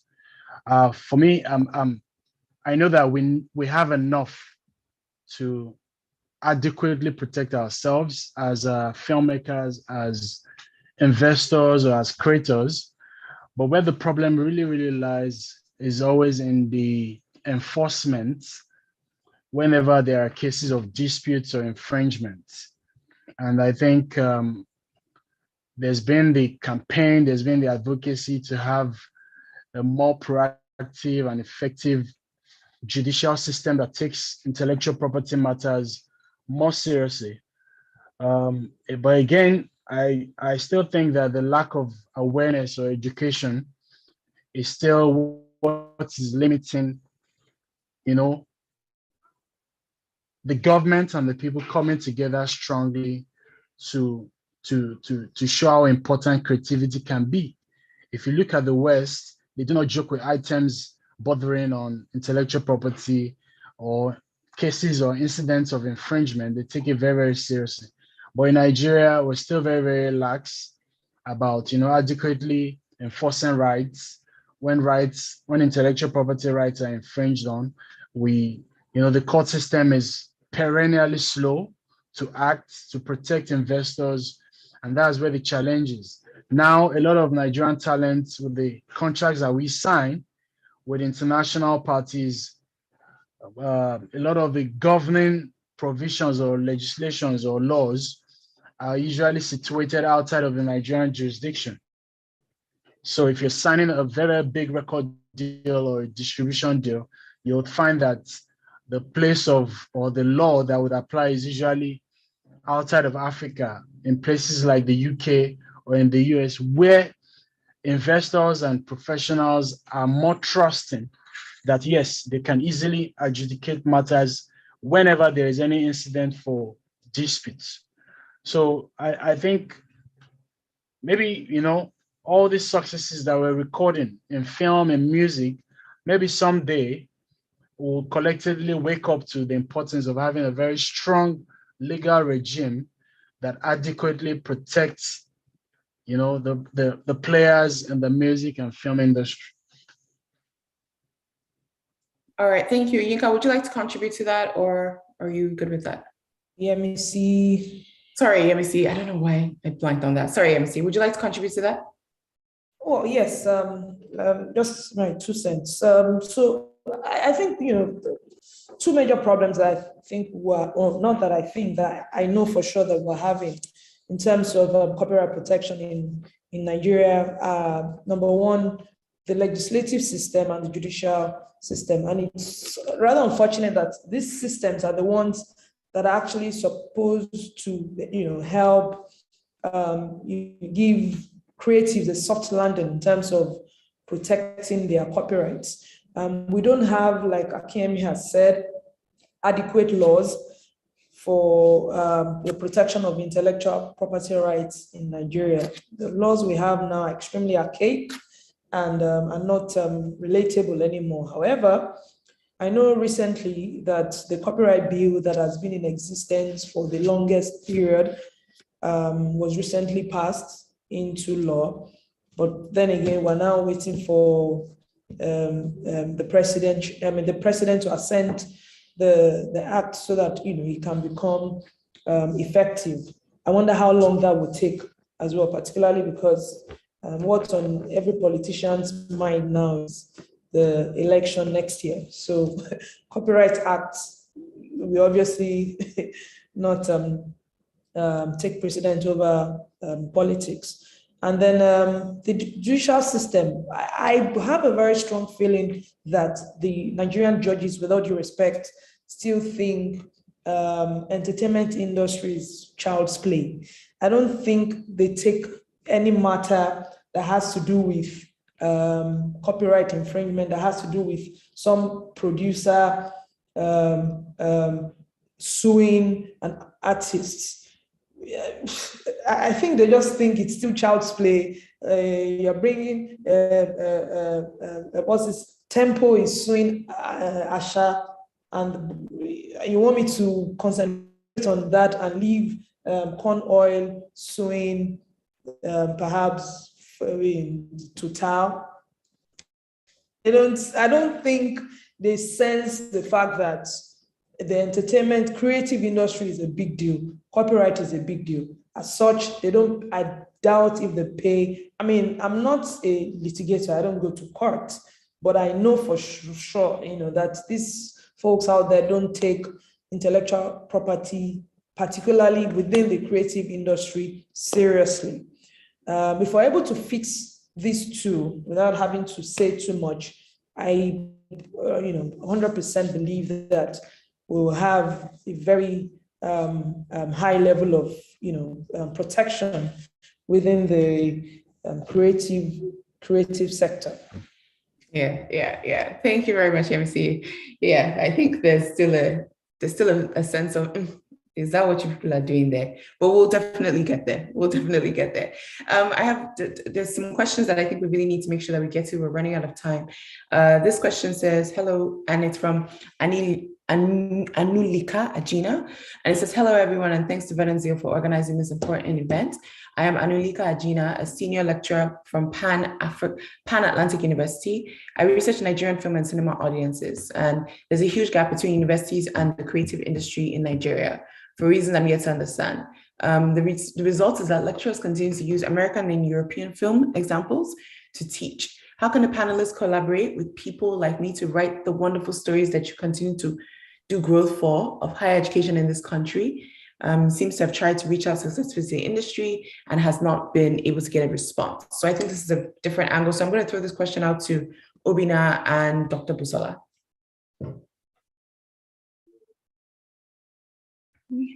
Anulika, one of the, coincidentally, or maybe not coincidental, We are partnering with the Pan Atlantic University with our multi-choice talent factory. We believe that it's a training platform that exposes, budding and young filmmakers, to, like I mentioned earlier, the multifaceted areas of the creative industry and the business of media. We also have the relationship with the Pan Atlantic where they bring their students in the media and communications, faculty, through to our studios, just to integrate and see what we do. But this is just one way, right, where we collaborate. There are many other ways. And I know that, Anulika, I know that you have reached out to me in the past that we just couldn't align on timing. But hey, it's specific projects that at some point when you can align with any of the filmmakers, you can write, these stories. But if you had like a curriculum, for example, that you needed specific stories for, then I'm sure that people will oblige and share some of those stories as comfortably as they can. But in terms of collaborations with university, I totally agree with you. I think it's a gap in the Nigerian educational system that we really need to fill. I'm a keen educationist, and integrating what I do now and academia is very important.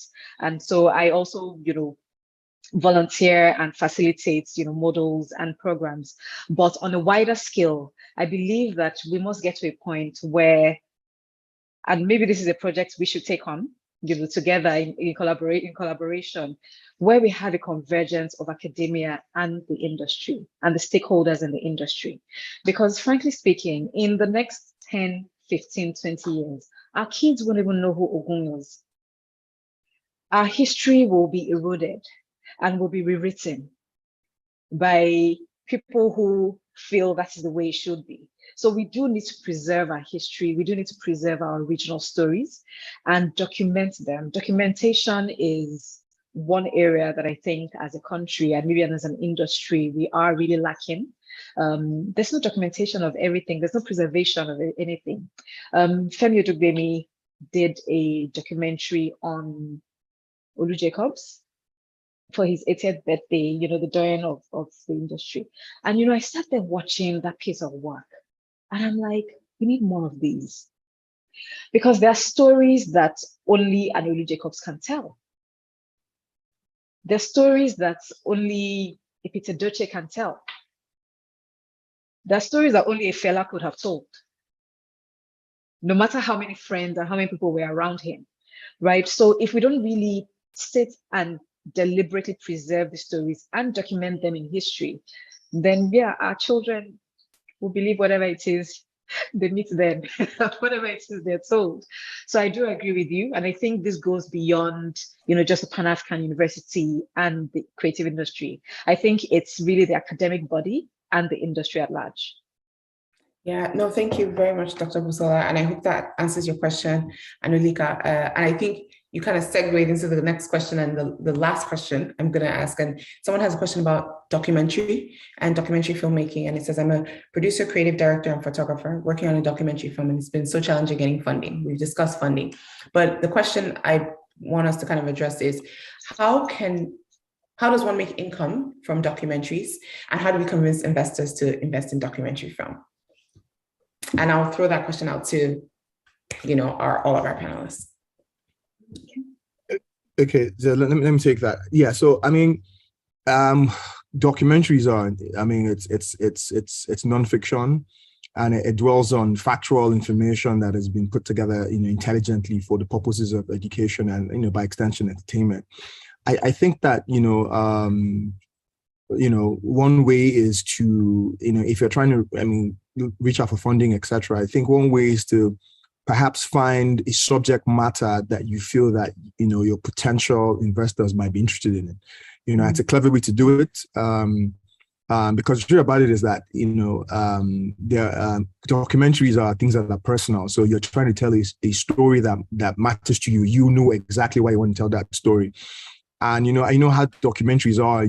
Except you are really interested in them, or it's something you stumble upon, it's not something everybody goes to look out for. I mean, I love documentaries, and I've made documentaries, but I love that genre. It's actually very informative, and I feel it's even untapped because I think there's so much that can be done with documentary filmmaking. What I would say is, I think the British, their name eludes me now. There's the British body. I'll look for the link and say and put it in the chat where you provide a certain amount of funding and they do the rest, and they're looking to actually fund documentaries. I will get it because I met them at NIFS.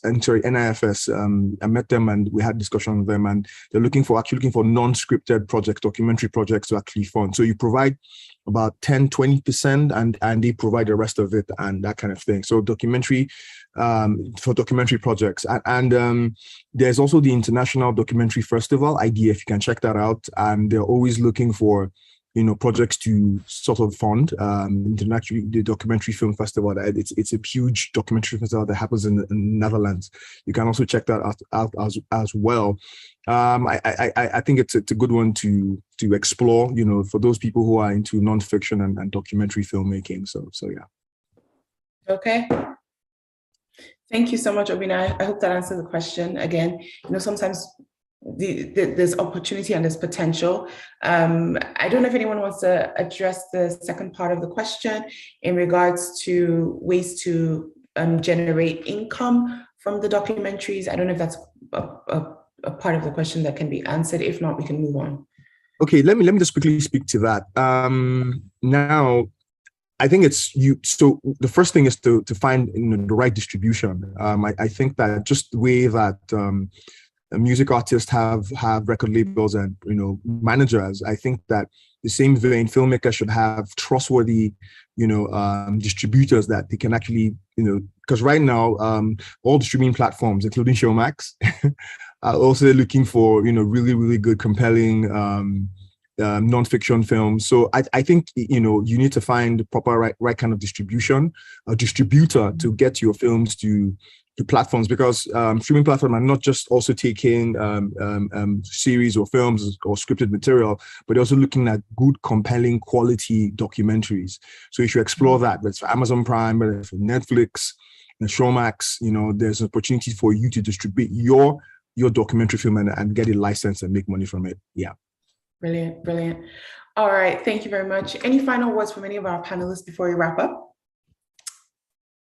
All right, well, thank you so much to our panelists for taking time this afternoon to spend with us. I think, every single person here can say they've left and they've been able to learn something and also just kind of have insight on how to further whatever art it is they're creating. So attendees, please say thank you to all of our panelists, and thank you to everyone for just being with us. I think this was a really robust conversation.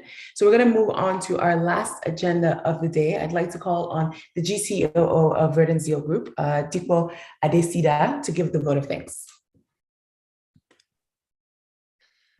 Thank you very much, Bolanle, and thank you to all of our erudite panel who have done justice to the subject today. It has been very, very interesting. As the panel session was going on, I remember in the mid-90s when I was filling my JAM form, I told my parents I wanted to study theater arts, and they were asking me, my mom was asking me, so how are you going to build a career? How are you going to make any money? And then the highest standard we had at the time were probably people like Jaguar and guys who did a lot of slapstick comedy at the time. But looking at where we've come from, today people have very successful careers as writers, as cinematographers, editors, colorists, and musicians, publicists, and the list goes on. It's really been a very, very interesting conversation today. And on behalf of the management, the board management and staff of Verdant Zeal, we'd really like to appreciate everyone for taking time out today. Our keynote speakers had to take their leave. They both had commitments, but they sent their regards. We'd like to thank Femi Dugbemi and Shoma Ode for their time. We'd like to thank our panelists today for really doing justice to topic. We've seen from various perspectives that we all have a role to play, but that we can all start from where we are and have a big vision. So thank you very much to Dr. Busola Tejibola. Thank you, Obinna Okirikiocha. Thank you, Yemisi Fale. Thank you, Akiemi Anyolua. And we want to say thank you to our wonderful moderator today. I know that at some point, you probably were segueing between time zones, but thank you very much for, making this work. We really are grateful for all that you have done. The truth is that we have so many stories to tell, and, our content is providing a lot of color, a lot of texture, a lot of warmth. And even with the whole Jackpot thing that's going on now, you know what we're doing? We're carrying our stories with us, we're carrying our culture with us. Hopefully we're going to be true ambassadors of, the countries that we're coming from. And we really are looking forward to, having an expanded conversation about this as the days go on. We would like to thank the board, the management, their presence here, and the staff of Verdant Zil, the team, the Innovention team that worked tirelessly on this to make it happen. Thank you very much.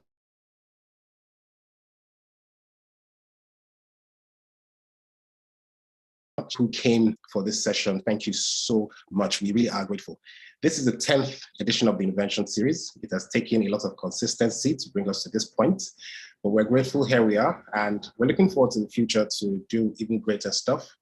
If you compare the first two speakers to whom we have today, it started off looking like a political soapbox for governors and presidents. But today we have, entertainers, we have lawyers, we have people in the content and media space, giving perspective on things. So we really have come a long way. We're looking forward to the next 10 years with lots of excitement.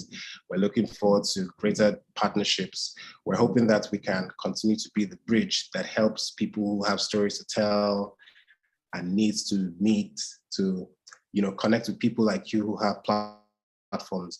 So thank you very much. We would like to pull the curtain on it at this point in time, and we'll be looking forward to engaging you further. By the grace of God, next year we'll be having the 11th edition of the Innovention Series, and we'll be looking forward to having you as guests or, in whatever capacity, but please do not be a stranger to us. So on behalf of Verdant Zil, we'd like to say thank you very much. Thanks for sharing your morning, afternoon, evening with us, depending on what time or where you are, and have a wonderful rest of the day. Thank you. Ciao. All right. Thank you. Thank you, everyone. Make sure Thank that you you. follow Verdant Zil on all of their social media platforms, website. Answered questions, they're still in here, so you can check the answered part of the Q&A, because I put in the answers to some of your specific questions. And have a wonderful, wonderful day, everyone. Thank you so much. All right, bye-bye. Cheers, everyone. Bye-bye. Yeah, bye. Bye, everyone.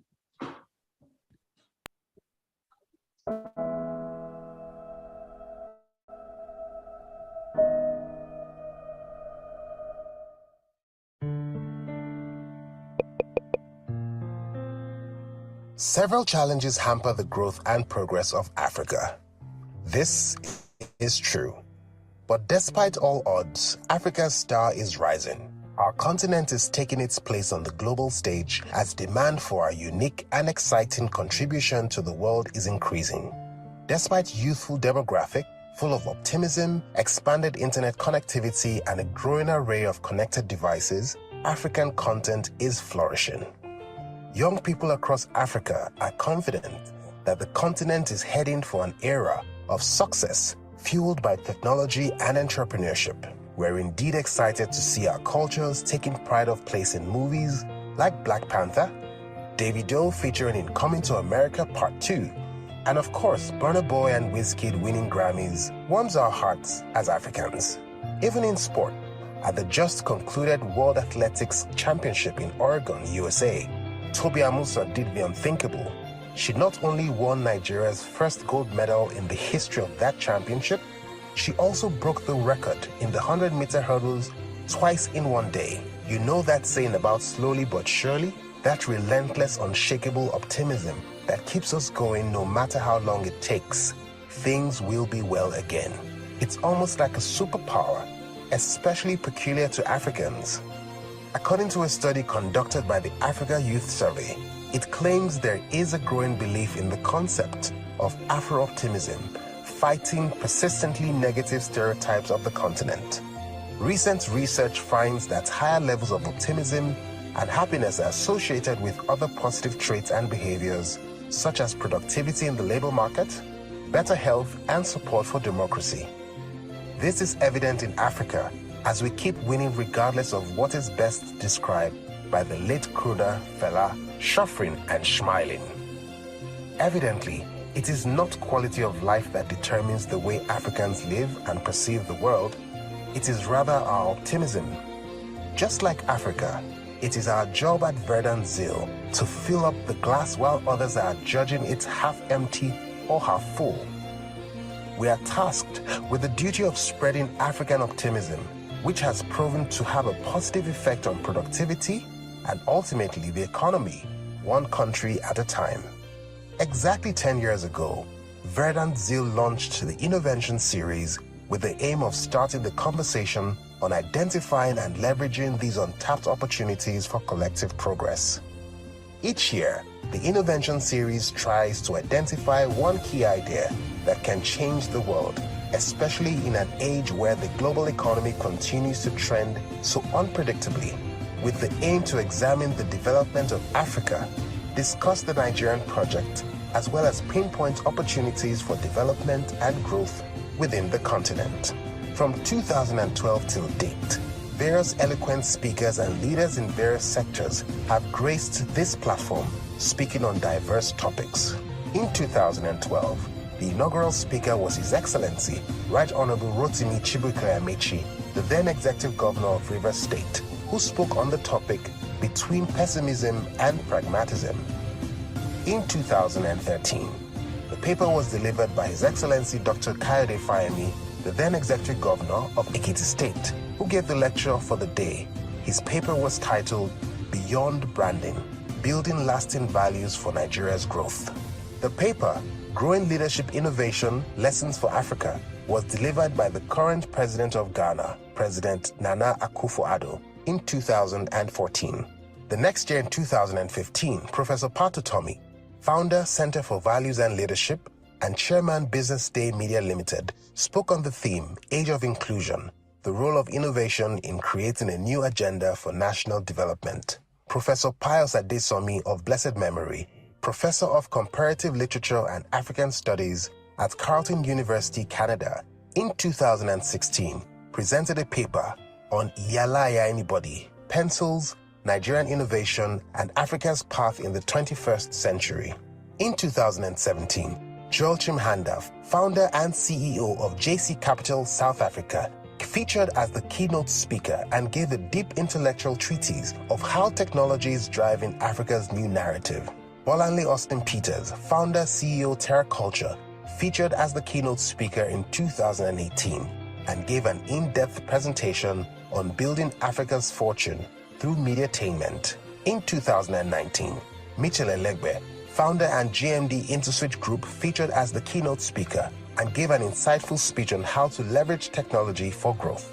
In 2021, Soren Bauer, president of Revolve Media, Fela Akinshe, founder of Salubata, Joanna Bingham, CEO Footprint Africa, and Oluwaseun Fasuhomi, head Sustainability, Motanai Africa, featured as speakers in 2021, bringing to our consciousness an in-depth knowledge on brands, innovation, and circular economy. This year, we're taking it a notch further with a theme that seeks to enlighten and spur interest in local content viewership globally, to create a channel for networking and building relationships among key industry players, highlighting the evolving possibilities in the age of virtual reality and preferring solutions to challenges bordering on revenue generation, distribution, and creating cross-cutting content. Despite the harsh economic realities, the COVID-19 pandemic, and other volatile environmental and political factors, the Innovention Series remains committed to facilitating the development of Africa, as well as discuss the Nigeria project and pinpoint opportunities for development and growth within the continent through pragmatic conversations and discourse.